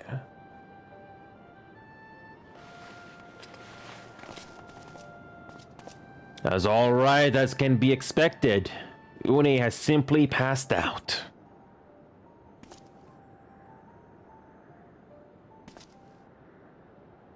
Nero, by the gods, what's happened to you? Alas, his wounds were too deep and allowed this foul place entry into his body. Now the darkness claws at the aether of his very form. Would that we could have protected him. The cloud of darkness was bound by Zande's unholy covenant to bring prosperity to Allegan royalty. The same blood that sealed this contract gives us a measure of protection. I say a measure, for this vow does not protect us from other void scent. The cloud imprisoned us here precisely to unleash fiends upon us. We would be dead had Nero not defended us so valiantly. Mistake not my actions for kindness. I have views for you yet in Eorzea, and simply couldn't let harm befall you here.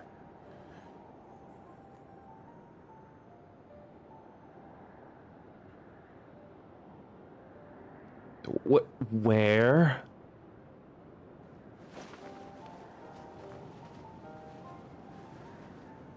Uni, you are safe. Our friends have come for us. Have they? Then perhaps Duga, there is yet to hope we may fulfill our purpose.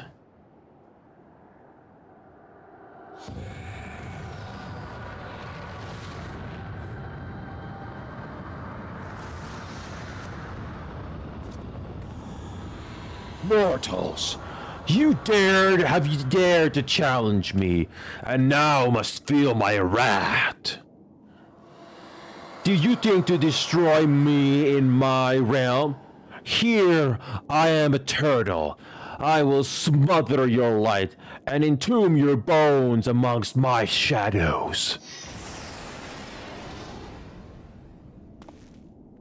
Are we truly so powerless here? As long as we fight the cloud in this realm, I fear so. And yet, though we may not be able to destroy it, this may be our chance to stop it.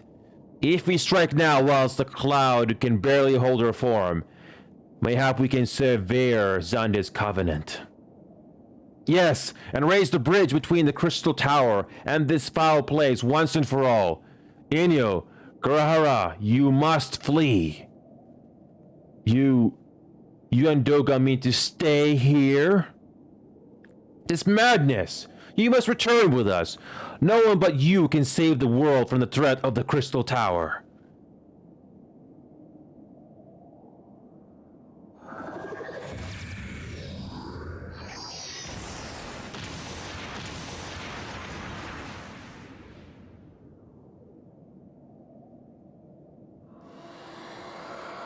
What is this trickery? Your blood. You too gain protection from Zande's blood.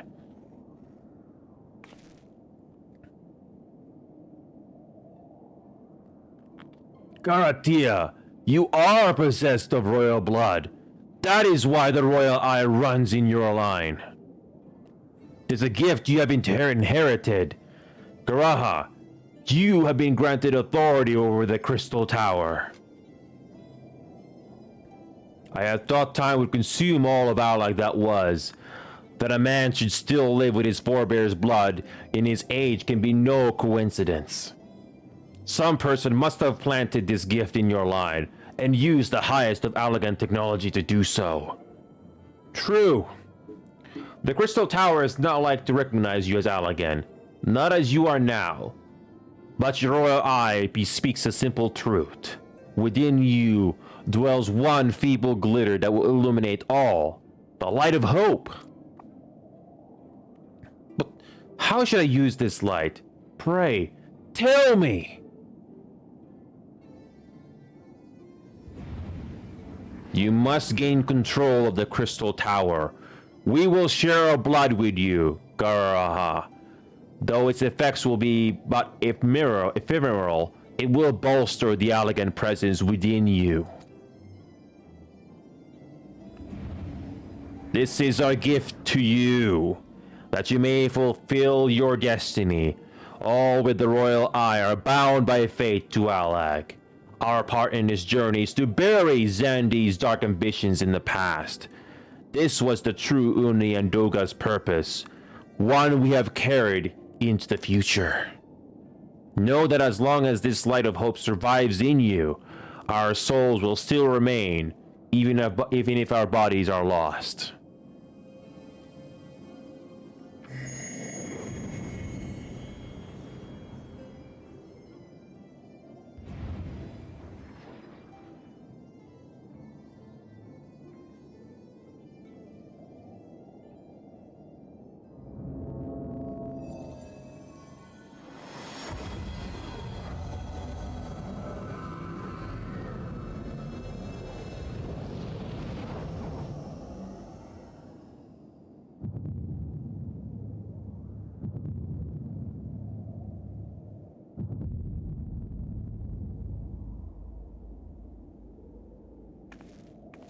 You must leave as well, Nero. I am sorry we cannot live up to your expectations. I must return to what is yours, though. You dropped it whilst defending us.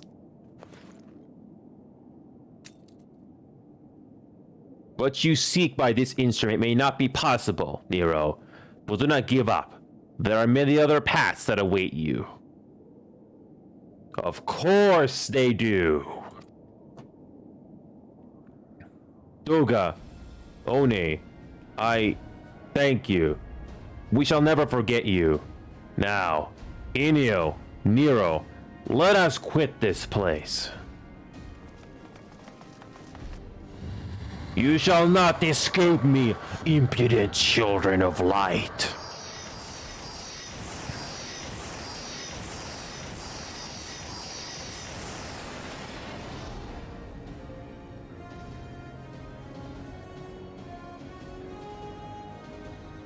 No, you shall not escape us.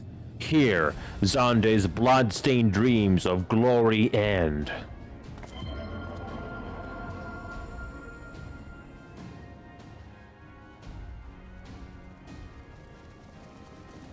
There, a glint of light.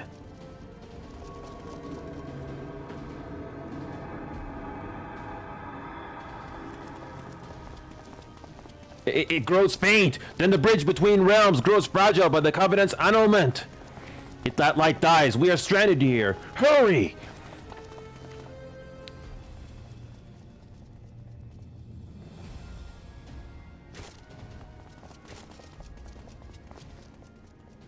Nero, no!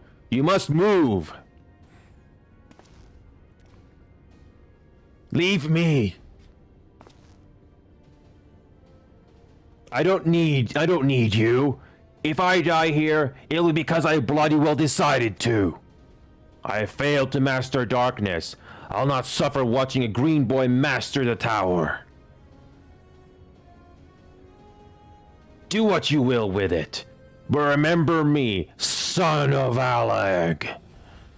I am Nero Tolskaiva, the man who will yet outdo Alag and Garland. That was what you hoped to.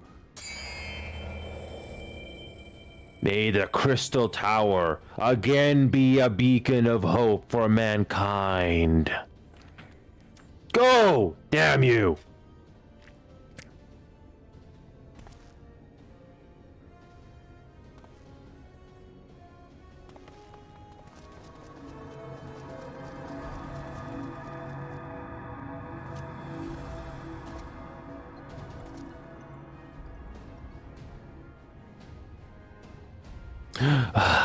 Must move onwards. This is not where I come to rest.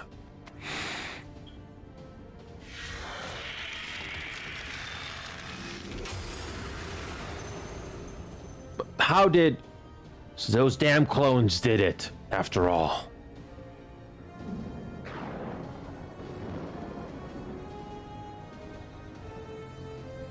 Now, onwards! Oh!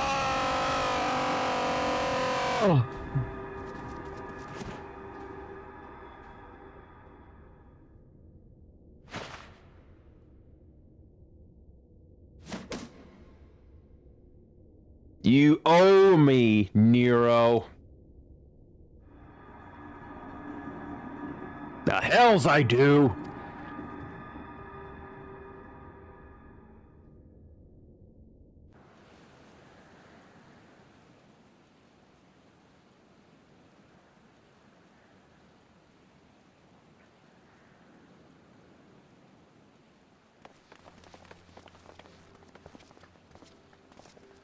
You are returned unharmed! Thank the gods! When that void gate started to close, I had never felt so powerless in all my life. We were running about like madmen, trying to keep the gate open. And then the chief actually went and dived in.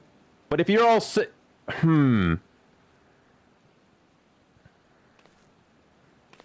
Where are Uni and Duga? They're not...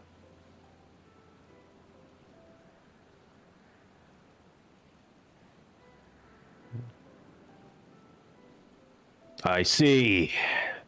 I will miss the two of them dearly, but I'm happy they fulfilled their purpose. We who live on must still attend to the Crystal Tower, though we now have no one able to seal it. That is not true, my friend. Uni and Duga have entrusted me with their blood. I can now control the Crystal Tower. Gara, yes, I can see it in your eyes. Good. Then let us put an end to this and seal away the tower. Yeah. I understand your instinct, Rambroes, but please give us a moment to rest. I am weary to the bone, and Nero and Enio are both emerged from long battle. Of course, of course. You have the right of it. Come, we shall leave this place for a spell and repair to Saint Kunash's find.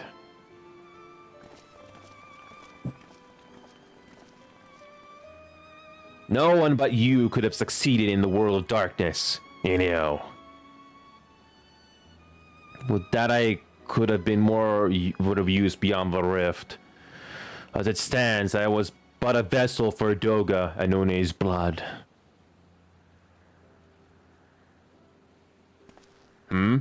Have I remembered what I wished to?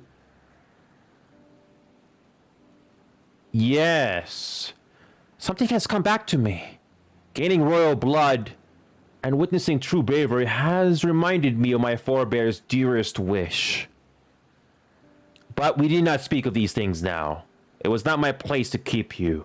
Pray, go on ahead of me. There is something small I would do before I return.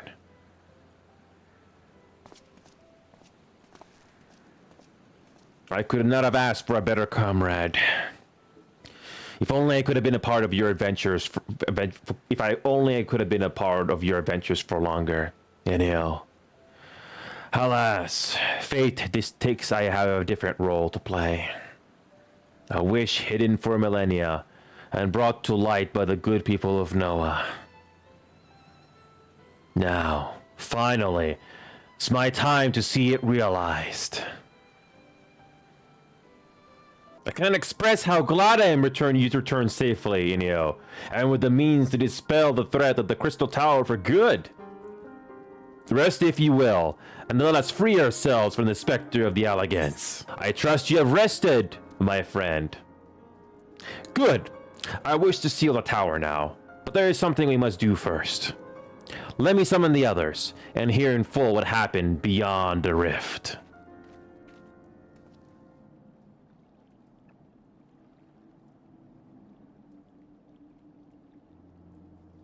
So the Allegan eye that runs in Garhara's line does mean that the royal blood flows in his veins.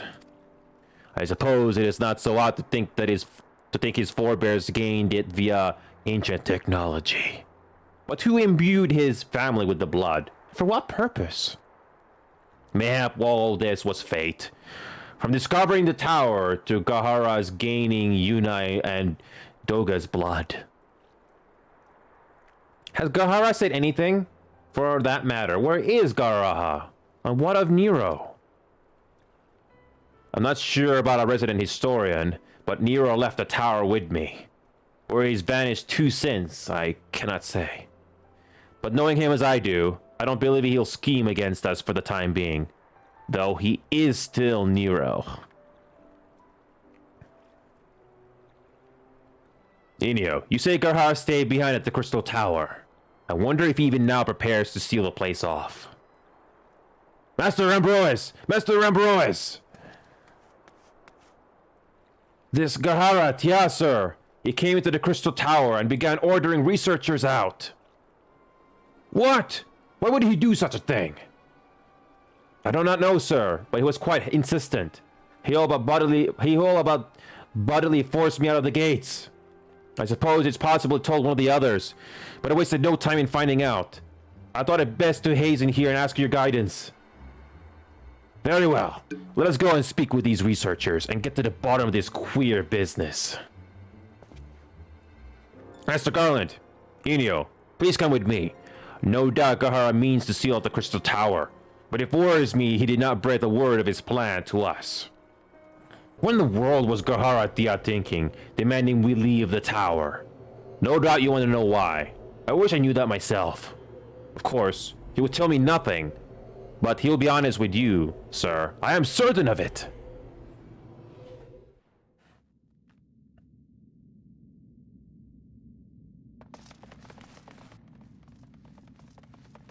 Go no further, my friends. The doors will close here long.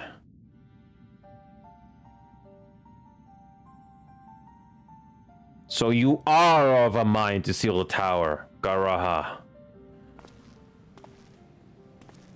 I know this time is of the essence, but all I ask is a hint of your plan. Please, come here so we can discuss this. No, my apologies, but I cannot. Come, man, what is this nonsense? If aught is amiss, surely we can help. Not this time, my friend. Just as Unai and Doga fulfilled their destiny, so too must I fulfill mine. My blood has awakened me to this fact. As my father told me, the truth has always lain with Alag, or rather, 'twas there the wish I must grant was born.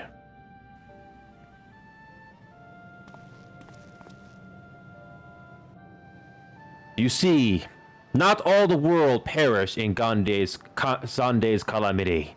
Survivors stood amidst the ruins of Alag, looking to the Crystal Tower, but it was nowhere to be seen.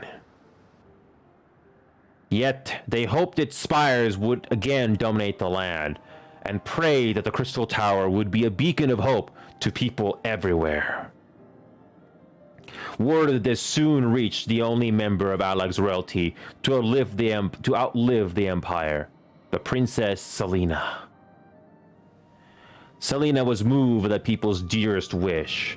She used the very best of Alag's technology to give her blood and memories to he whom she trusted most. That man was my forebear. For millennia, we waited. Alag's art and ingenuity faded.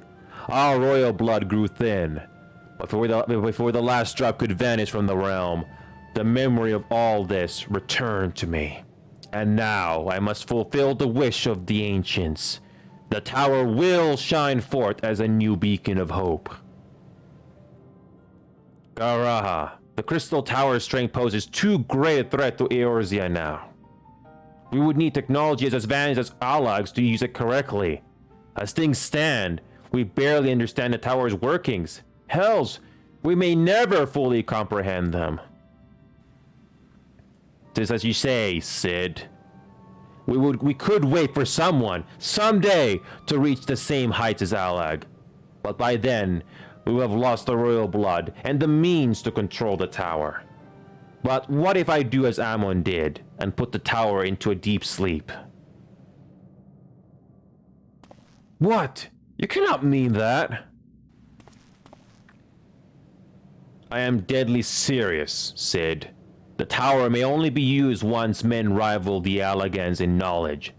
I will slumber within Circus Tower until then, to greet those with the means to open the gates. Then I will guide them.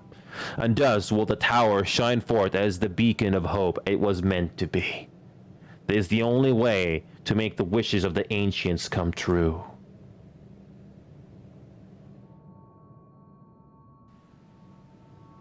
The future is where my destiny awaits. But yours lies outside of these doors. Go. Create a future where hope reigns, and the tragedies of the past are but memories. No one but you can accomplish such things. Nothing we say will make you change your mind, will it?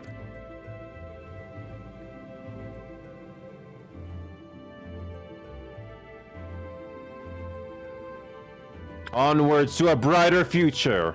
It won't be easy, of course, but that's exactly why we'll do it. We'll catch up with Alag. Just you wait. We'll cover all that lost ground before you even know it. Well said, Wedge. It'll only be a few years before we come knocking, Garaha. Then you're in for a rude awakening. You shall be witness to Noah's accomplishments. Pray keep alive our successes, and forgive us our failures. And may we meet again, my friend. The 12 keep you till then, Rambrois. I look forward to the learning of your exploits. And you, Enio, I know history will remember you. No doubt your heroism will be the star by which I chart my course when I awake. Well, now I must rest. Recalling so much has put me in the mood for sleep.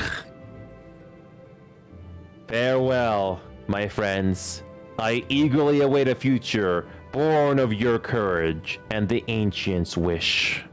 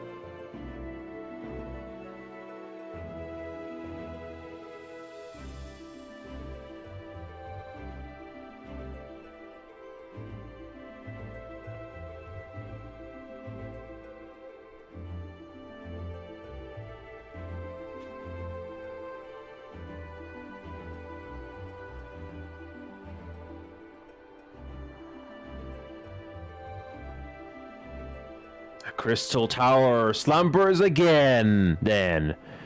It's too quiet for my taste.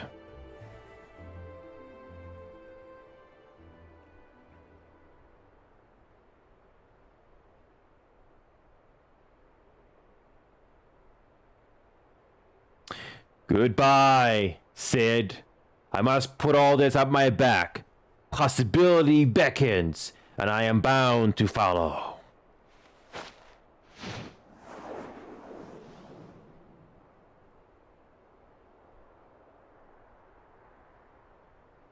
A new dawn has come for me.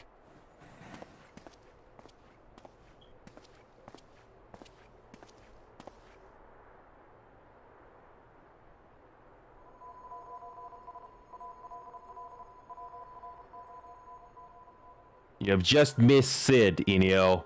There is much that needs his attention if he is to fulfill Gahara's wishes, it seems. But this is not the end of Noah.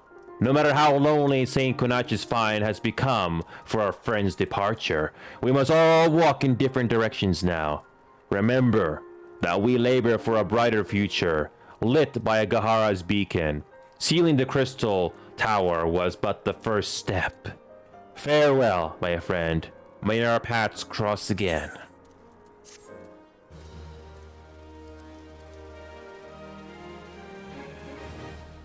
You have completed the Crystal Tower quest series. Yeah, we just completed the series, or trilogy if you want to call the race alone.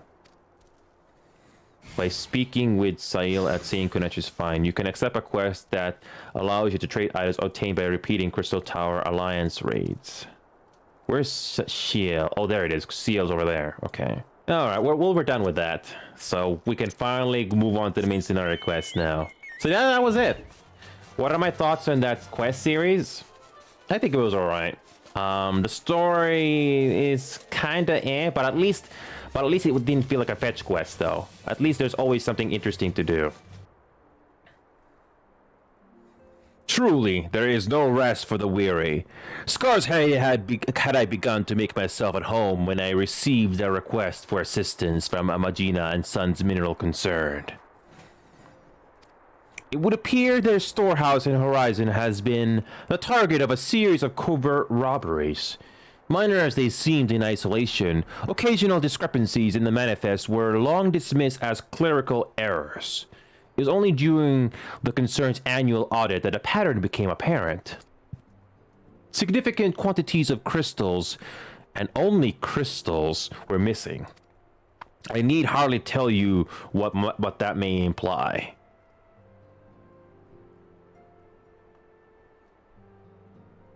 The brass blades charged with investigating the thefts believe that someone within the concern is selling the crystals for profit. Alas, they have as yet been unable to identify a likely suspect, and the concern's proprietors have grown frustrated by their lack of progress.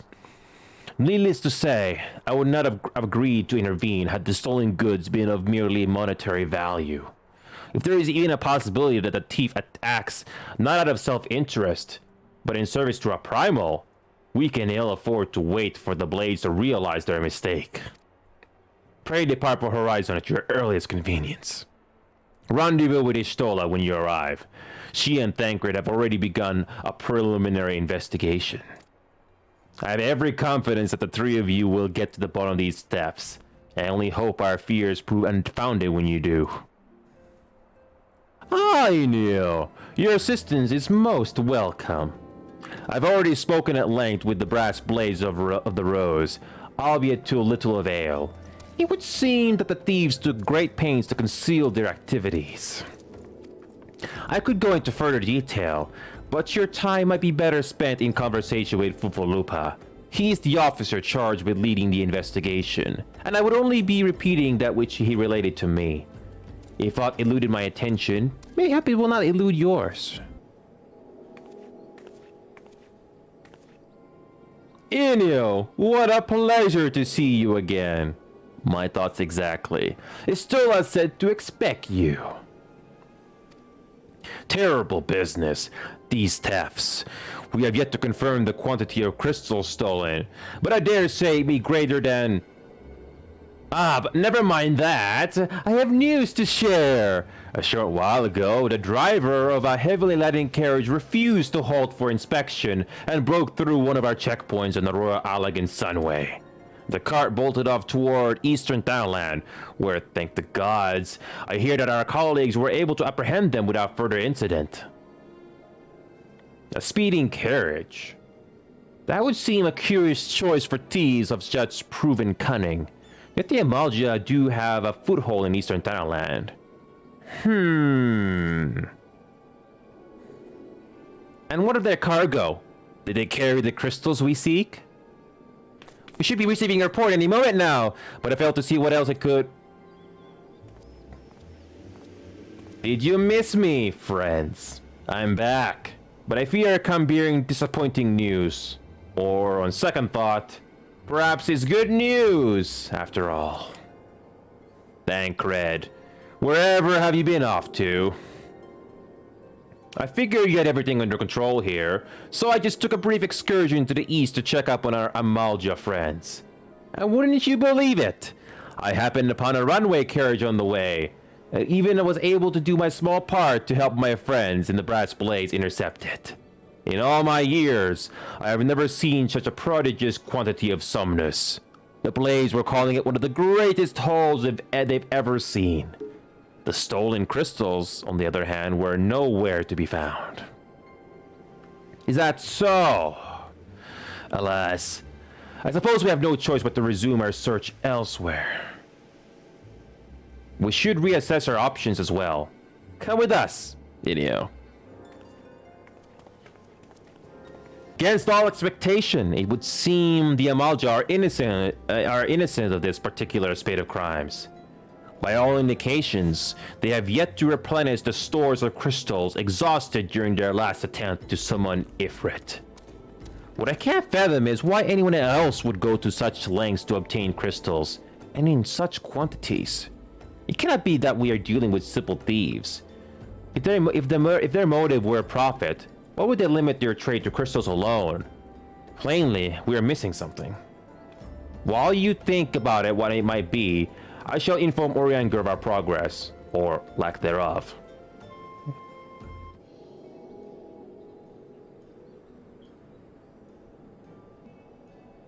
Now then.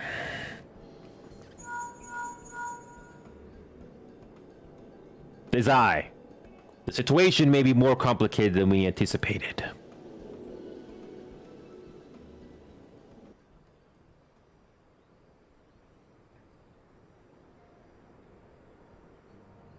Indeed, I shall remain watchful. Ere thou ghost, another matter required thine attention. A young maiden, full eager to... Wherefore I inquires thou of her fairness. Very well, be she damsel or devil, I shall direct her steps to Revenant's toll. Save thine insinuations for one given to such impropriety. Thou shalt not find me amenable.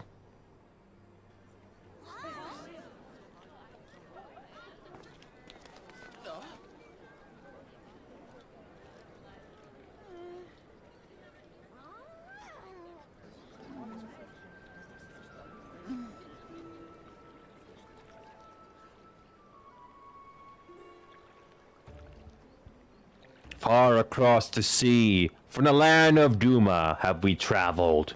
We seek audience with the ruler of these lands. Who here speaks for you?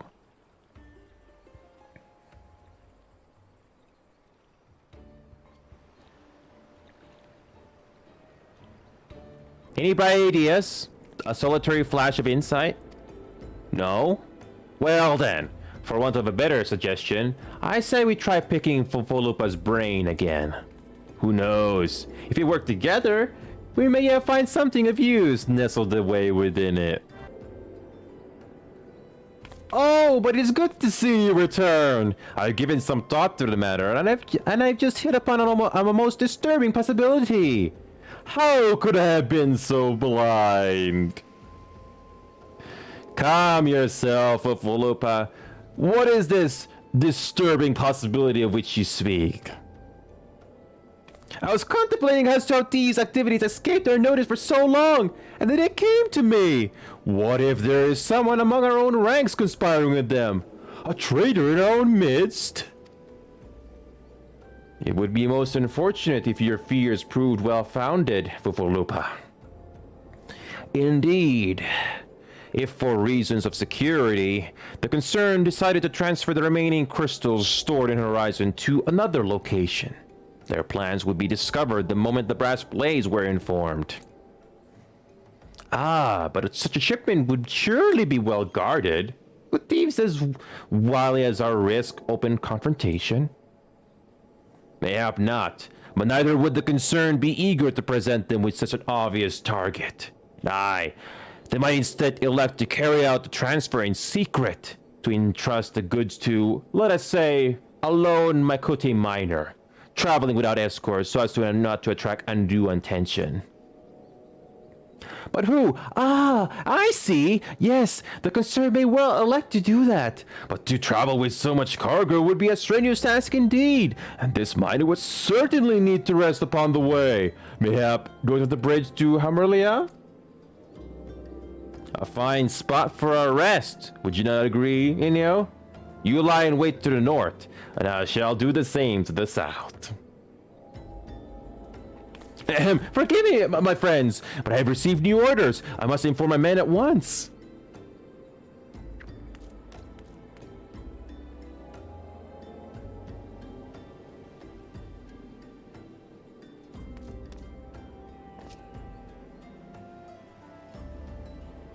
Call me a cynic, but I would be surprised if these thieves lay down their arms and surrender. See that you come prepared to offer them some encouragement.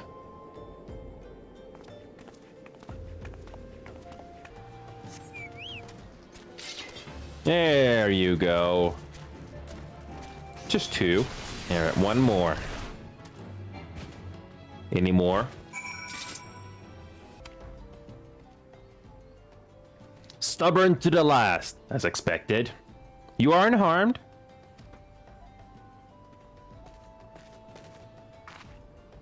A gang of sea-wolf thieves, and in Thanaland, no less. I suppose there's a first time for everything. Sea-wolves? All of them? Aye, and all with the same taste in facial tattoos. Blue, in case you were wondering. Our thieves are a long way from home.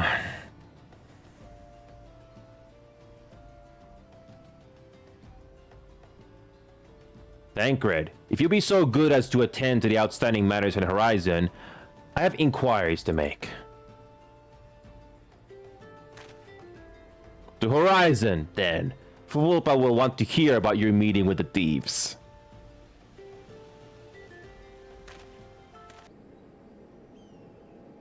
On behalf of the Brass Blades of the Rose, I thank you for your service to Horizon.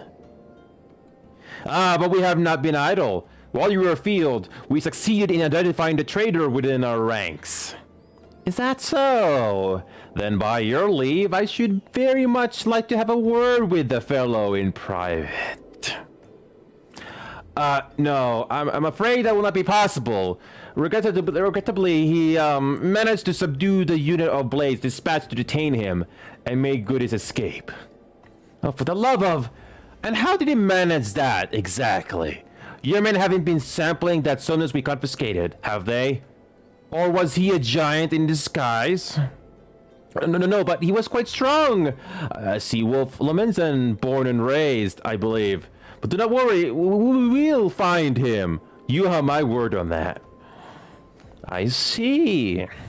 Pray keep me apprised of any developments. Yes? He's standing next to me. Understood.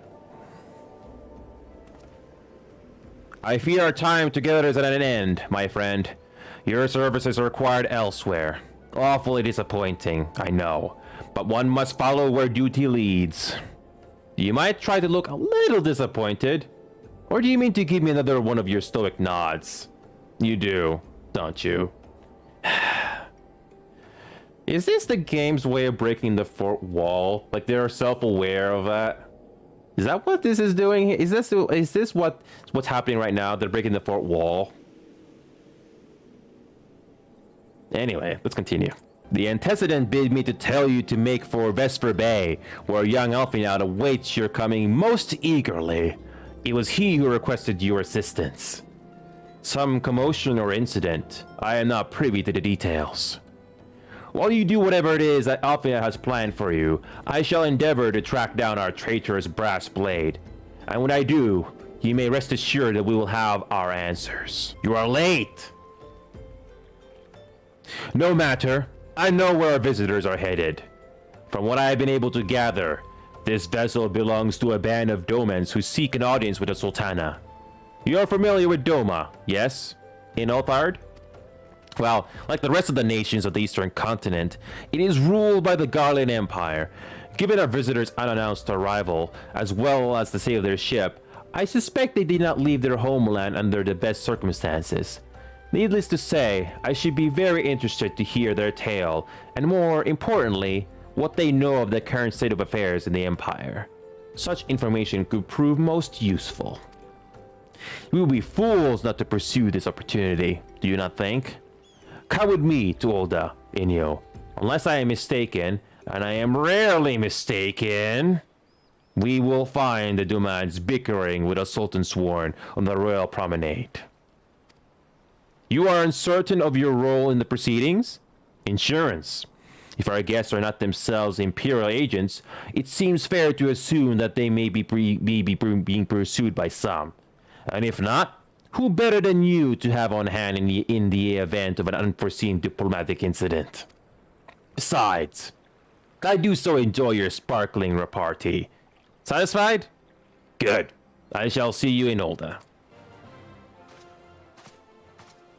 It matters not how many times you ask.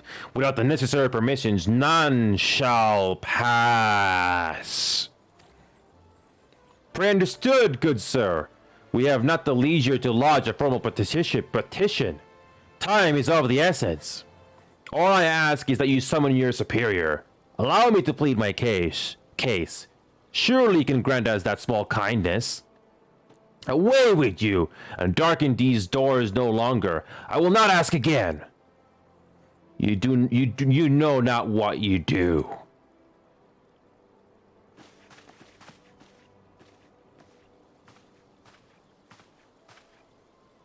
I gather your pleas fall upon deaf ears. A loyal man with a cold heart. I know his kind well. I hope that you'll find me more to your liking. Alfinal Livelier, at your service. A friend. Which, I believe, makes me very nearly unique. In this part of the world, at least. Few indeed are your allies in Ulda. Yet you will need some if you wish to endear yourselves to the wealthy and powerful. Pray join me and my associate at the quicksand. There you may explain your situation to us, and we shall see if there is aught we can do to help.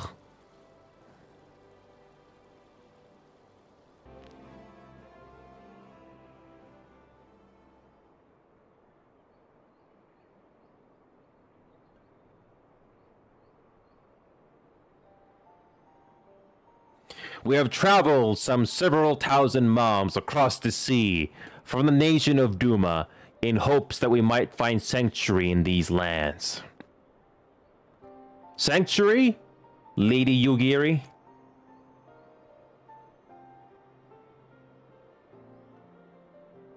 Aye, lying within Otard, Doma was under the dominion of the Garlean Empire, as I am sure you are aware.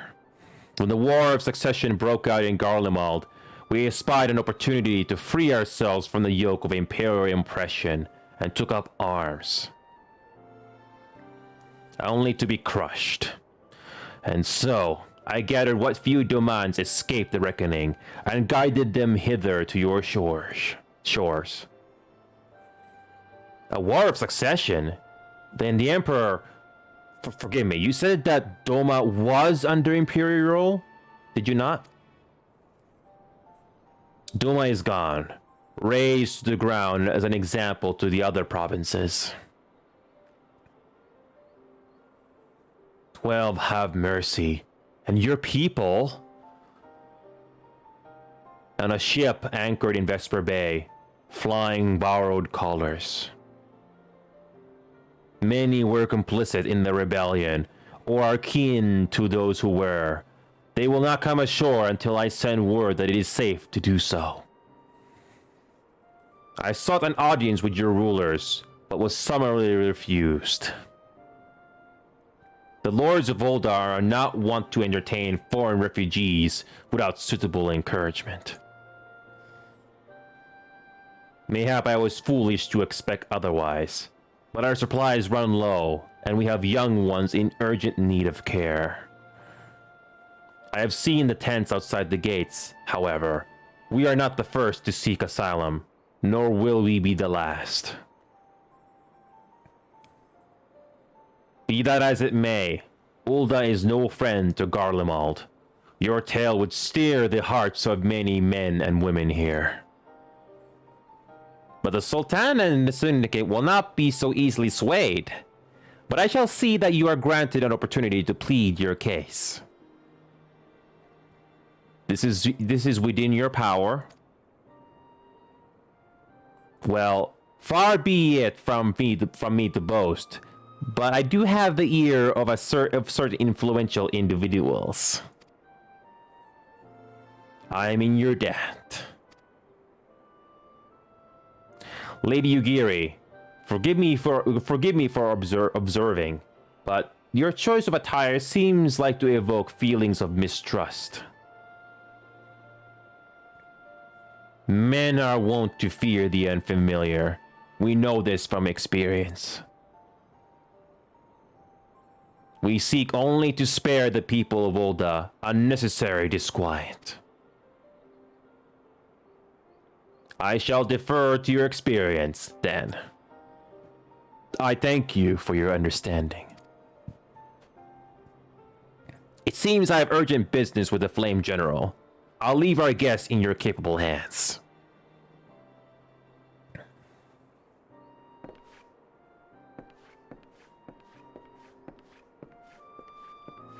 If I may, sir, as I said earlier, we have been at sea for several moons, and our supplies are all but spent. I have not the heart to repeat the tales of our tribulations, nor would it please you to listen to them, I think. Suffice it to say, however, sacrifices have been made. No, it shames me to beg for more when you have already offered so much. Desperation compels me, gentle sir. If you or your associates could spare any provisions, anything at all, it would go a long way to lessen the suffering of my people. We meet again, Momodi. It's been a while. How you doing? Hells, why didn't you say so sooner, Enio? Of course I'll help. You couldn't have picked a better day to tell the truth. A wealthy merchant and his entourage were due to have a banquet here on the Narrow. See? But just sent word they can't come. Meaning I got a boatload of foodstuffs and no one to feed. Best of all, they paid for the lot in advance. Ha ha! Go and call on Friduria and Catherine at the Sapphire Avenue Exchange. Tell them I said to ship the little prince's order to the Waking Sands. Oh, and if they argue, just show them those letters. That should set them straight. My, that's a rather odd request. Mayhap you misheard her instructions? You know, you should encourage them like this. They'll start to expect it. You mark my words. She's in the business of feeding refugees now. I normally want to question Mistress Mawudi's judgment, but that doesn't seem wise to me. I'll not speak for the children, but if you ask me, any man what can't earn a crust deserves to go hungry. They didn't give you any trouble, did they? Good. Now go and tell Lady Yugiri it's all in hand. I dared not hope for such magnanimity. Much less expect it. Mistress Mobody is generous indeed. I shall be sure to thank her most humbly.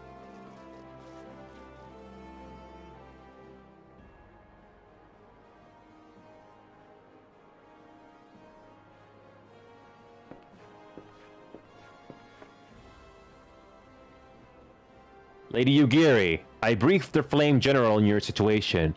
I think you'll be pleased with his reply. We have been granted an audience before the Sultana and the Syndicate boat. We should return to the Royal Promenade at once. You have done much for us, Master Alfinaud. I swear we shall return the favor. Naught is owed, Lady Yugiri, for naught has been given. This small favor you fairly won with your words, and it is with words that you must win the favor of the Syndicate. Then I shall choose them with care. You'll be accompanying us, yes? Good. Your presence may serve to remind the Syndicate of the true meaning of philanthropy, and that nothing so unpalatable will be required of them, assuming the Domans are willing to earn their keep. Come! The Flame General awaits us on the Royal Promenade.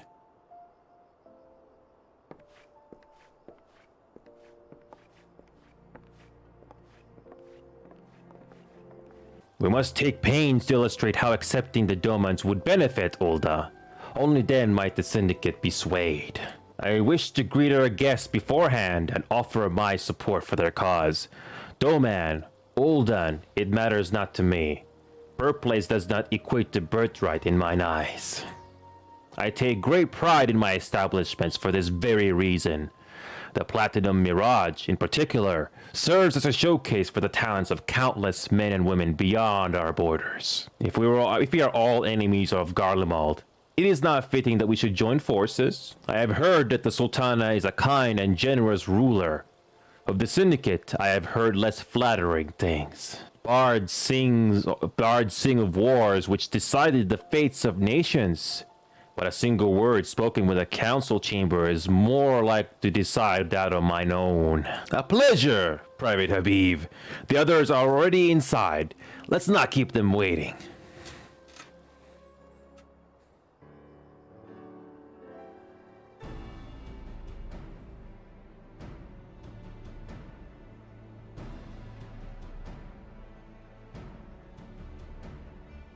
I, Yugiri of Doma, am honored to meet you at last, Your Grace. To mark this auspicious occasion, I should like to present to you the finest treasures of our humble nation has to offer. Alas, the circumstances which have brought me here today have divested me of both time and dignity. I come before you as a pauper in direst need of aid, to request that you grant my people asylum. I, Nanamo, 17th in the line of all, welcome you to our city. Be at ease, Lady Yogiri. Although I myself have heard the tale of your misfortune, I would ask that you recount it once more for the benefit of the others here present. As you wish, Your Grace. For many years, my nation, Doma, suffered under the yoke of imperial rule, and my people yearned to be free. Thus, when a war of succession broke out in Garlemald, we sought to take advantage of the chaos and reclaim our liberty. Alas, our enemy proved less preoccupied than we had hoped, and our rebellion was put down in the most brutal fashion. Those who survived, how many do they number? More than 200 souls huddle within the cramped confines of our galleon's hold, yet this figure accounts for about one of a number of ships which escaped the purge. It is my hope that you allow us all to dwell within your walls. Should that prove unfeasible, however, I humbly ask that you accept as many of my people as your resources allow. Pray understand, we do not beg a boon, but propose instead an arrangement. We would serve as soldiers or tradesmen until our debt is repaid. What are the Syndicate's opinions on this matter? I, for one, think it's a marvelous idea. Lady Yugiri and her people strike me as an industrious lot, and there are parts of the city which have yet to be fully restored. If they are willing to work, I see no reason not to let them. The head of the Mirage Trust is not known for his generosity. He sees profit in this. I agree. That said, these are foreign refugees.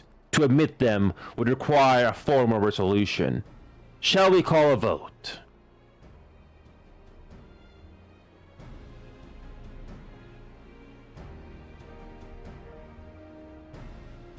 The law is the law. Lord Lorito, tell me, are you blind or willfully ignorant? Even now, our streets are choked with the displaced victims of the calamity and Alamigan refugees. They live hand to mouth, subsisting on aid provided by the immortal flames, the cost of which grows ever higher. The wealth of Ulda is not without limits, my friends.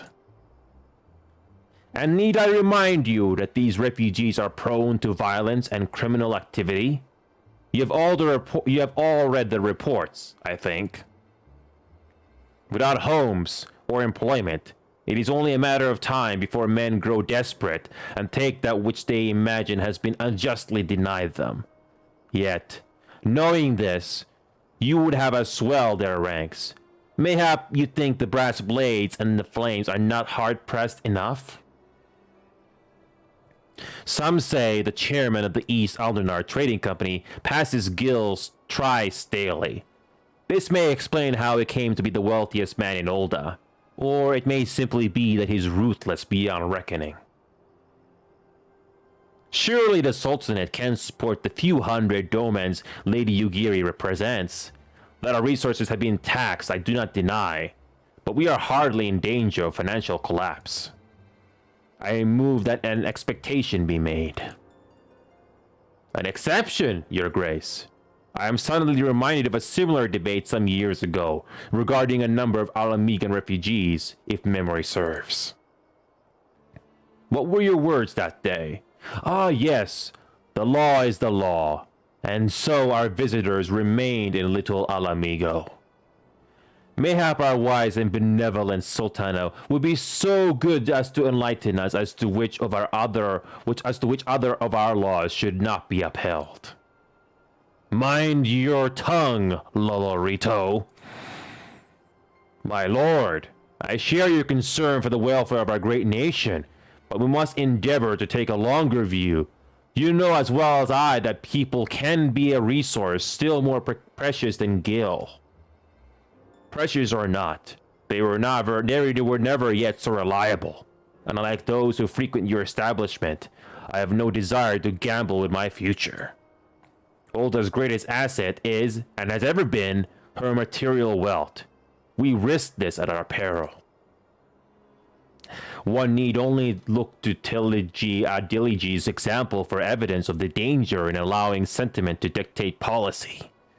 How far the vaunted Mirage had fallen, both in repute and profitability, since he began employing refugees. How I choose to conduct my affairs is not your concern, my lord. A proposal has been tabled. Given its urgency, I move we forego further debate and call a vote. To accept the dormant refugees or not, those in favor, I bid you remain. Those opposed, I bid you leave.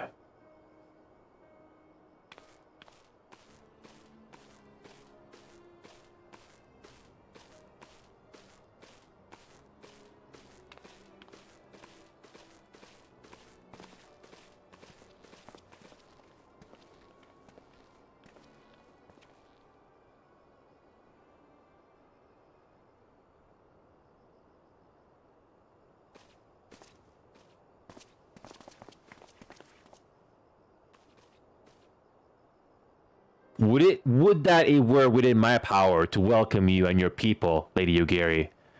As you have observed, however, my authority in such matters is regrettably limited. Without the consent of the Syndicate, I cannot act. I understand, Your Grace, and I appreciate all that you have done on our behalf. The nerve of the man. If that bastard had not forsaken the eastern trade route, little Amiga would now be thriving. That you should have traveled so far under such dire circumstances, only to be refused in this matter is utterly unconscionable. Pray accept my sincerest apologies.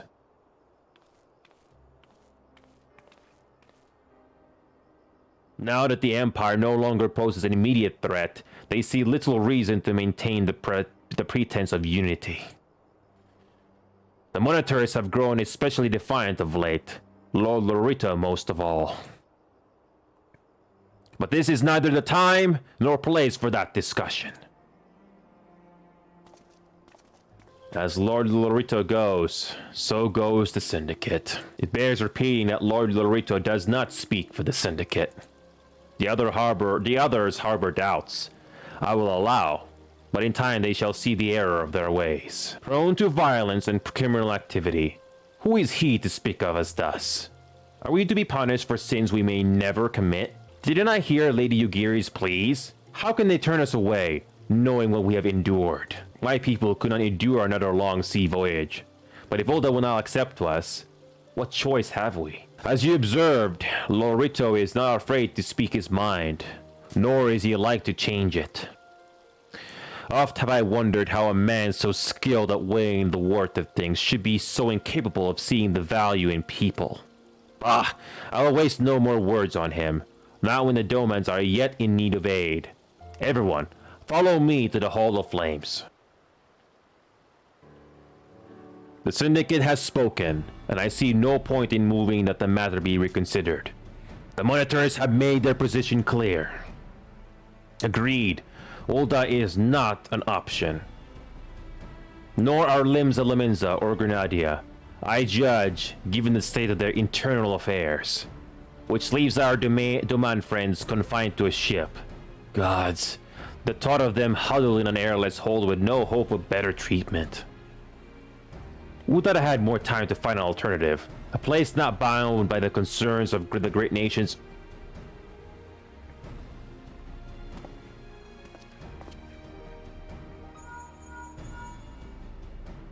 Minfilia. Minfilia. That is precisely what I wish to discuss. I understand the Syndicate's decision. I do. We all wish to preserve that which is ours, especially when we believe it to be under siege. But I cannot meekly accept this judgment, not while my people suffer. Would it be out of the question for the Sultanate to accept us for a limited time? A week? Mayhap? Or even just a few days? Excellent. I shall keep you informed. Lady Yogiri, I have a proposal, if you would hear it. Out with it, Master Alphinaud. The headquarters of my order, the Signs of the Seventh Dawn, stands in a place called Revenant's Toll, an outpost in Mordona. Like most outposts, it is frequented by mercenaries and other men of action, and lacks the comforts of more well-established settlements. However, the leaders of Revenant's Toll have been doing their utmost to change that. To that end, they have need of able-bodied individuals willing to work as frontier hands. Hard labor, lest you doubt, would not save food and shelter by way of reward. Terms not unlike those which you yourself proposed, Lady Yogiri. Though I will not hear words said against our beloved Olda, Revenant's Toll would offer certain advantages, the absence of unhelpful bureaucracy being the most obvious. If they can accommodate us all, we shall gladly accept. Master Alphinaud, once again I find myself in your debt. Pray do not thank me, my lady. The life your people go to is one of hard labor and few comforts, as I told you. And before that, there remains the matter of how they may safely be borne to Revenant's Toll, which will be no small feat, considering the distance and their present condition. Mayhap the Old Adventurers Guild can be of assistance. Look for me there, anon, Enio.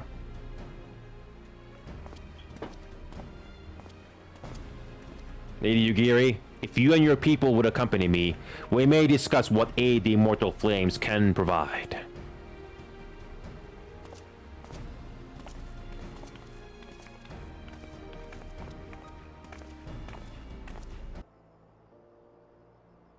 We are concerned that the Doman refugees may find the journey to Revenant's Toll too much to bear. Too long have they been sequestered aboard their ship, with insufficient supplies and scarce room enough to breathe, let alone stretch their limbs. With that in mind, Mr. Smilbity has kindly offered to accommodate the Domans until such time as they are ready to set out for Mordona. Those healthy enough to travel will embark as soon as transportation has been secured, while those too weak to leave at once will be permitted to stay until they regain their strength.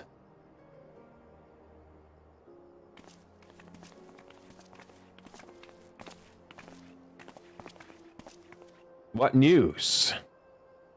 Transportation remains our greatest obstacle, General. Is there aught the Immortal Flames can do? I fear that exceeds our mandate. Were it a smaller number, mayhap it would go unnoticed. But the Syndicate will not bear the cost of escorting more than 200 Domans to Mordona. When the government fails to act, the responsibility falls to us private citizens. I will engage the services of the 77 caravans on the Doman's behalf. Very well. We should begin contract negotiations at once. Your generosity is most welcome, my lord. After all that has befallen these good people, it is the least I can do. Come what may, you shall ever have a friend in Olda, Lady Yogiri. And you in Revenant's Toll, my lord.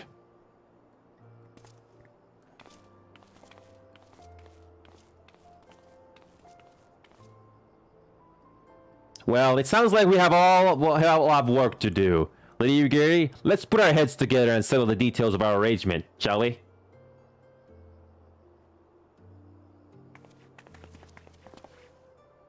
I would entrust the task of escorting our Doman friends to you after you have rested your own road-weary legs, of course. What say you?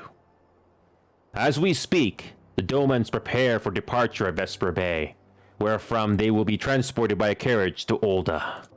That said, this has all been decided rather suddenly, and it would not surprise me if the refugees required some assistance in coordinating their preparations. Enio, I would have you return to Vesper Bay and facilitate the process through tasks great and small. In short, whatever needs be done, do it. Speak with a man named Hozan when you arrive, as Lady Yugiri tells it. He has been designated the leader of the first group. Greetings! Alpha informed me that a scion will be arriving to help with the preparations. I am honored to meet you, though shamed as well. A great warrior should not be tasked with such trivialities. I knew from a glance what manner of a man you were. I too have some skill at arms, as do many of our people. Pray forgive this trifle, but might I trouble you to help round up the children that have been given into my care? They are most adept at staying hidden from my sight, but perhaps your keen eyes will succeed where I've failed. You have my thanks, friend. Pray seek out my son, Yozan. He can tell you more. Oh, hello there! I'm Yozan, son of Hozan. Will you be coming with us to Ulda? I hear we're traveling by a horse-bird-drawn carriage. But don't you think they're queer? Giant birds that people ride like horses? I still want to try riding one, but... What's that? You're looking for the others? Don't worry, I already told them to get ready for the carriages. I'll need your help, though. We were just finishing a game of hide and seek. 3 players are still in hiding, and since Lady Yugiri told us to take it really seriously, they won't move until they're found. But Vesper Bay isn't that big, so I bet you can find them in no time.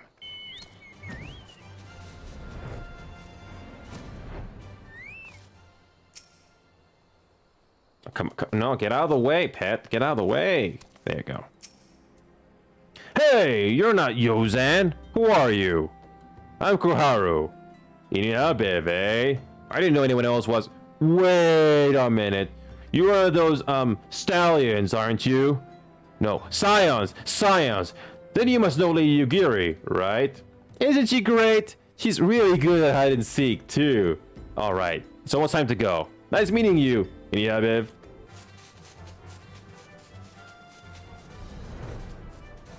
There we go. Just being smart about it. Use a helicopter. How'd you find me? Guess I need to practice more. Or maybe you're just good at this. I mean, the Garleans didn't find me. There we go. Are you playing? No fair! Yoza didn't say anything about adults. Huh? We get to ride a horsebird carriage? I don't know. It sounds scary. But if Yoza says it's safe, I'll go. Wonderful! All the children are counted. Hide and seek? I see that you are curious. It is quite simple, really. Lady Yugiri thought it best that the children know what to do in case the Garleans found us. I should hope that those days are behind us. But nevertheless, I nevertheless take comfort in knowing that we are prepared. The first caravan is due to depart shortly, followed by the rest at regular intervals. My family and I, including my stubborn old father Home, will be traveling in the lead carriage together with young Kuharu, whom I believe you've already met. Though I understand the road to Ulda is regularly patrolled by your brass blades, it would give us great comfort if you would agree to accompany us on our journey. Once again, I thank you for your kindness. When you're ready to leave, please inform our coachman. Fascinating creatures. Whence did they come? These reports of a great beast on the road to Ulda are most troubling. Oh, it's just so fluffy. Ugh, grandfather's so lucky. These, horse birds smell terrible. Eager to be off, are ye? Aye. Well, I was meaning to have a word with ye about that. Runner from the blades say we may have a problem. A fierce-looking beasties when being sighted south of the bridge to Himalaya. Might be as someone's eyes are playing tricks on them, of course. But it don't pay to gamble in this business. Now, I know you can handle yourself in a fight, but this lot's here is another story. So I was thinking you might go on ahead and have a quick look around. Make sure the area's safe, like. And if you come across anything dangerous, you know what to do. When you're satisfied the way's clear, Meet us outside Horizon. The blades tell me the roads there. The bill tell me the roads there safe. So I reckon we can make it that far on our own, assuming the self-same bastards don't try to rob us. That is. Wandering eye. Any more of you? So there was a beastie. Was being the operative word, eh?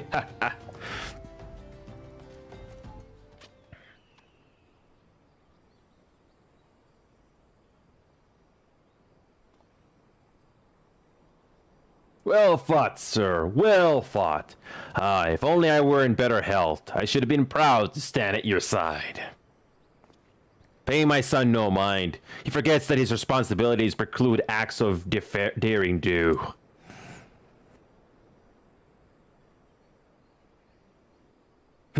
Be that as it may, I cannot help but envy you. Had we been able to call upon heroes of your strength and skill in Doma, things would have been very different. But we cannot change the past. Those who fought and fell are forever lost to us. Lost but not forgotten, Lady Yugiri's kinsmen least of all. They fought fiercest, though they knew full well it was in vain. She had every right to walk away, yet she chose to stay. Food, shelter, the promise of a better life. All this and more we owe to her. How does one even begin to repay such a debt? In kind, Father, to she who has given everything, we shall give our all. Whatever work there is to be done, we shall do without question. Ditch digging, bricklaying, it matters not.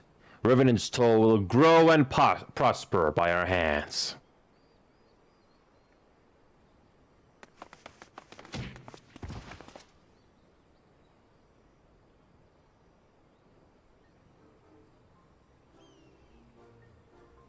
Hey, Mr. Enio. Koharu and I want to know why you became an adventurer. We finally get a dialogue option.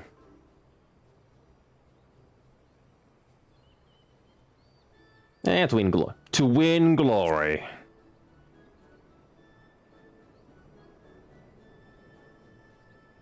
Glory? Ah, like bringing honor to your family, you mean?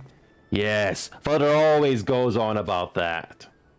It's my turn now. Excuse me, Mr. Enio. I've got a question. What's Revenant's toll like? Is it pretty?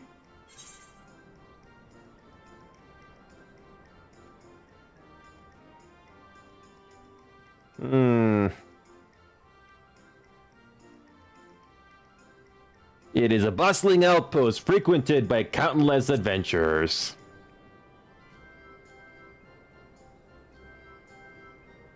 You mean there are lots of people there who are just as strong as you? Oh, I can't wait! Enough, Koharu. It's my turn again. Mr. Enio, when I'm older, I want to be strong like you. What do I have to do?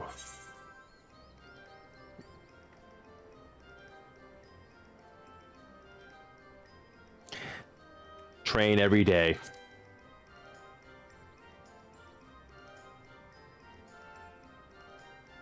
Aha, so my father was right. How do you do it then? Come on, tell me. I don't leave anything out. Alright. That's enough questions for Mr. Enio. That's not fair. Why does Yozan get to ask 2 questions? I want to know about adventuring just as much as he does. Just one more, please. Do you think I could be an adventurer like you one day? Yes. Really? Then I will. Thanks for the advice, Mr. Enio. I won't forget it. I'm going to be an adventurer too. When we get to Revenant's Toll, let's make an adventurers guild for Domans. We'll protect our friends and punish the wicked, just like Mr. Enio and Lady Yugiri. Yeah, just like Mr. Enio and Lady Yugiri. We could talk more about it in the carriage on the way. Will you be joining us?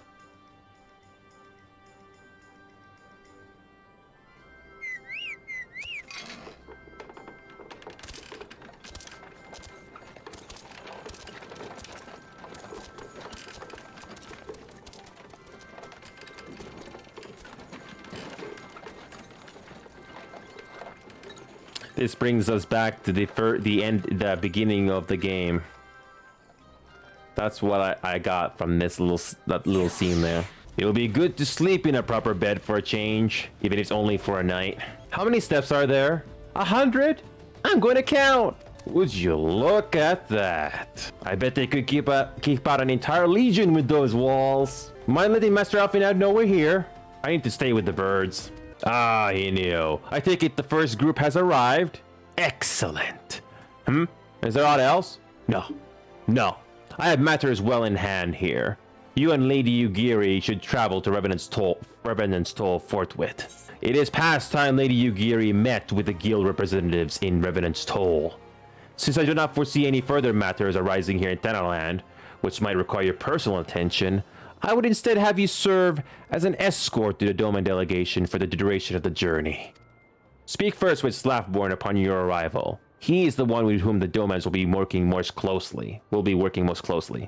I should think. Afterwards, introduce Lady Ugiri to Minfilia and the guild emissary. If both meetings go well, the resulting ties should stand the Domans in good stead for that which is to come. Safe travels, Enio.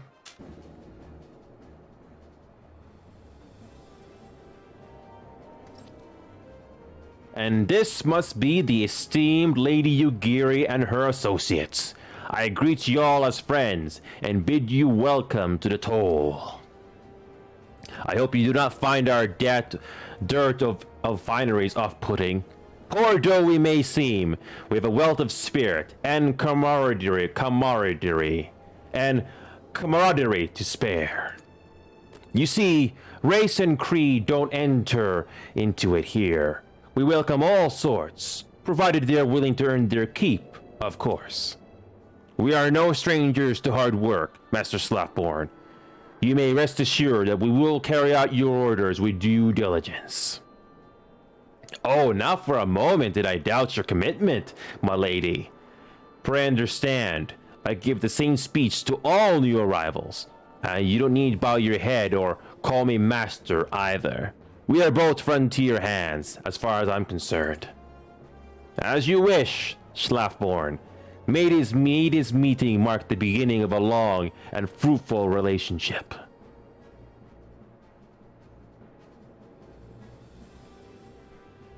Our guests have yet to meet the antecedent. 7 hells, Enio. Why are you wasting time with me? See them to the Rising Stones. To whom much is given, much is expected. Forgive me. I require a moment to compose my thoughts before meeting with your leader. We shall join you at the Rising Stones, anon. Huari Boulder, what are you doing there? This little thing is nothing compared to what the Domans have endured. So many youths these days fail to understand that it's incumbent on everyone to help those in need. That's why it's so wonderful when young men like Huari Boulder rise to the occasion. Did they really sail that half-rotted ship all the way from Ulfard? Isn't that dangerous? What if it has sprung a leak? I wonder what herbs and spices they use in Doma. Maybe there's something I could add to my special tonic. Erzia may be a land of many cultures and creeds, but I nevertheless suspect that the Domans will struggle to adapt. As is the case with the other distant lands, I've heard rumors of mysterious magics and martial arts. I dare not lend credence to these tales, but I cannot help but hope that some are true. There's no use.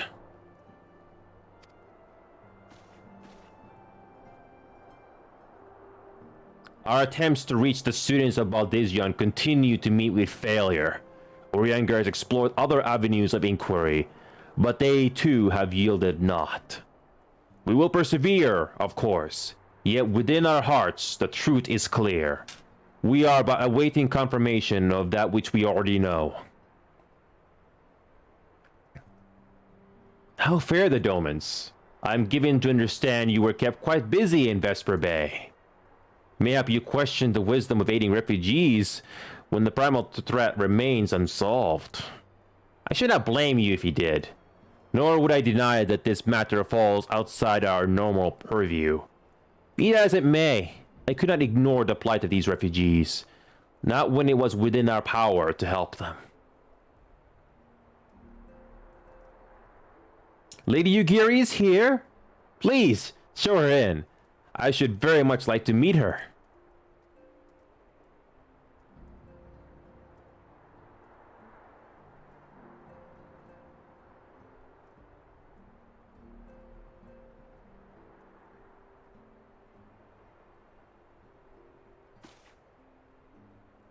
We have no objections. Pray do so with our blessing. Your answer pleases me beyond words, my lady. But are you quite certain? We have no way of knowing how many might answer my summons. In the event that Revenant's Toll could not accommodate us all, we would need to find an alternative solution. Should that come to pass, we will find it together. As ever, it has been a pleasure, Antecedent. Alas, we must take our leave, as the first carriages are due to arrive at any moment. Should you require aught else, pray speak with Slaffborn, Lady Yugiri, Enio.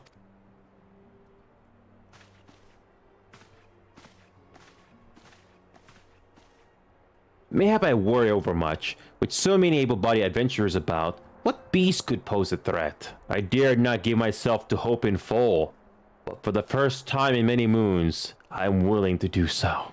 I'm amazed that none here knew of the War of Succession until we arrived.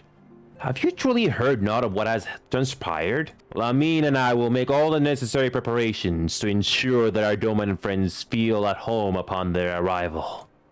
Though I must admit that I'm still troubled about the matter of the missing crystals. Istola should be returning anon with a report from a field. Mayhap you could wait here and speak with her upon her arrival?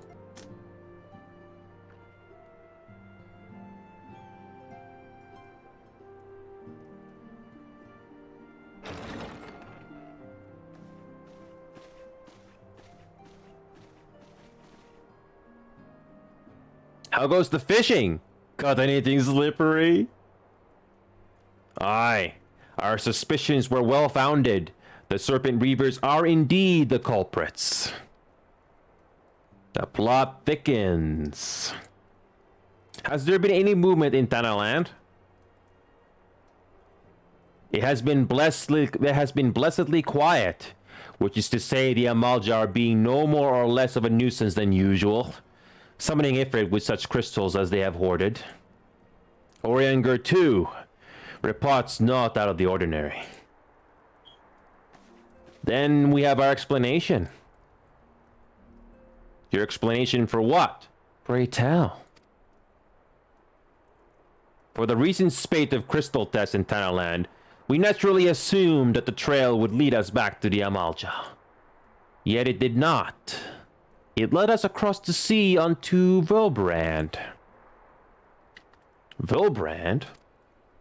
There have been reports of increased Sahagin activity of late.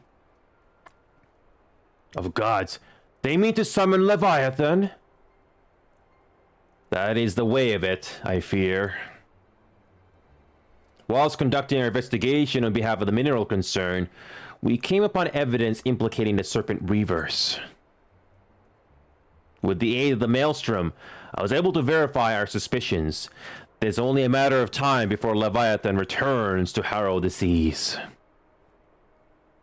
But there is more. One of the Sahagin, an elder, by my judgment, spoke of attaining the gift and knowledge of eternity.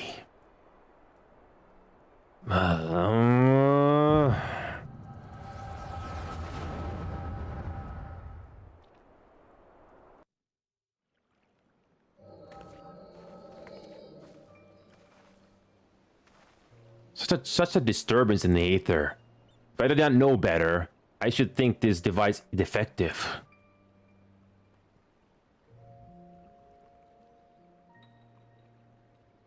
And there is the explanation.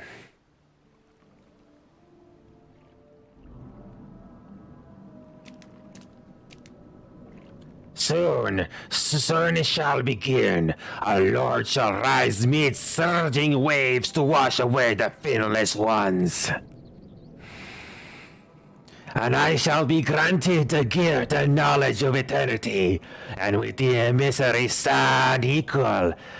Then shall I know cessation, no oblivion.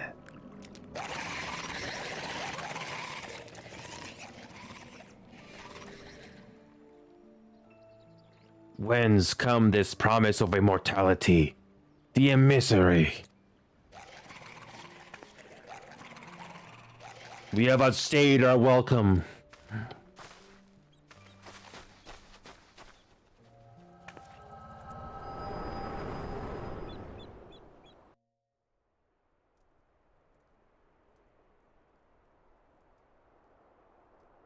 The gift and knowledge. Are the two of you quite well?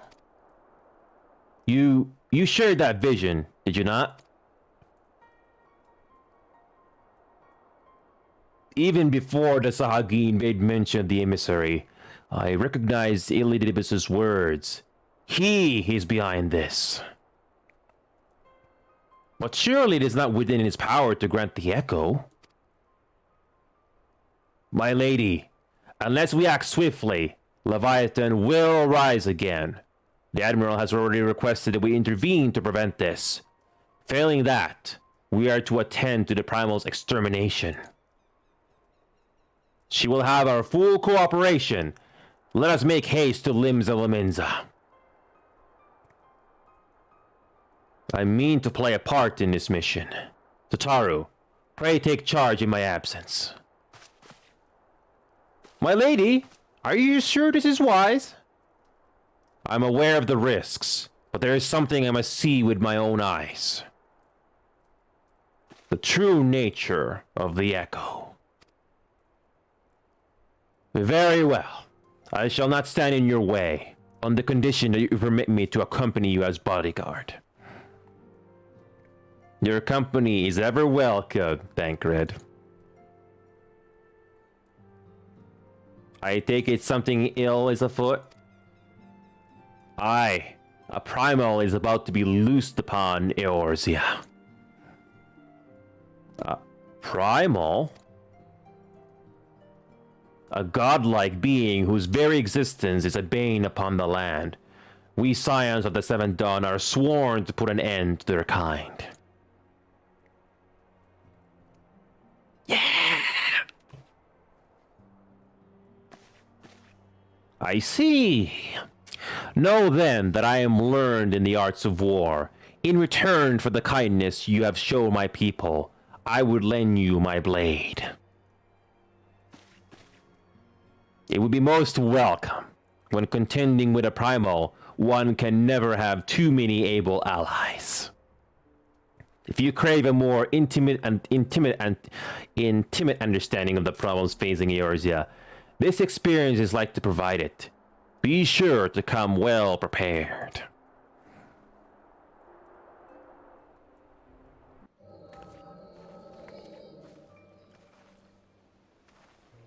Such a disturbance in the aether. If I did not know better, I should think this device defective.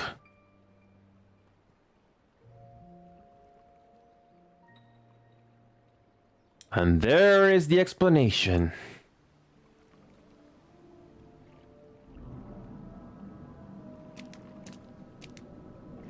Soon it shall begin. Our Lord shall rise mid surging waves to wash away the finless ones. And I shall be granted the gift and knowledge of eternity, and with the emissary stand equal. Then shall I know cessation, no oblivion.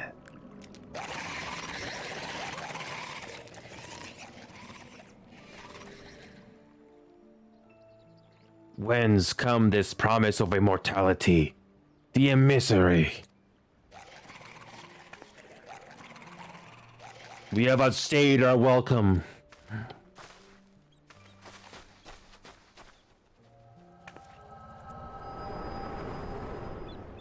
So I had a split-second decision to make. That's the voice I was able to come up with, right on the spot. So I'm glad you like that one.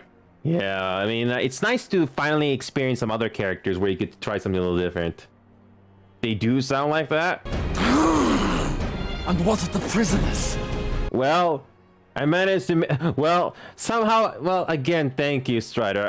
I'm surprised I was able to nail their vocal impression on my first try. You know what made me think of that voice? I don't know if you ever played Mass Effect, but I kind of remember some of the voices from some of the alien races in Mass Effect, and that's the voice I came up with.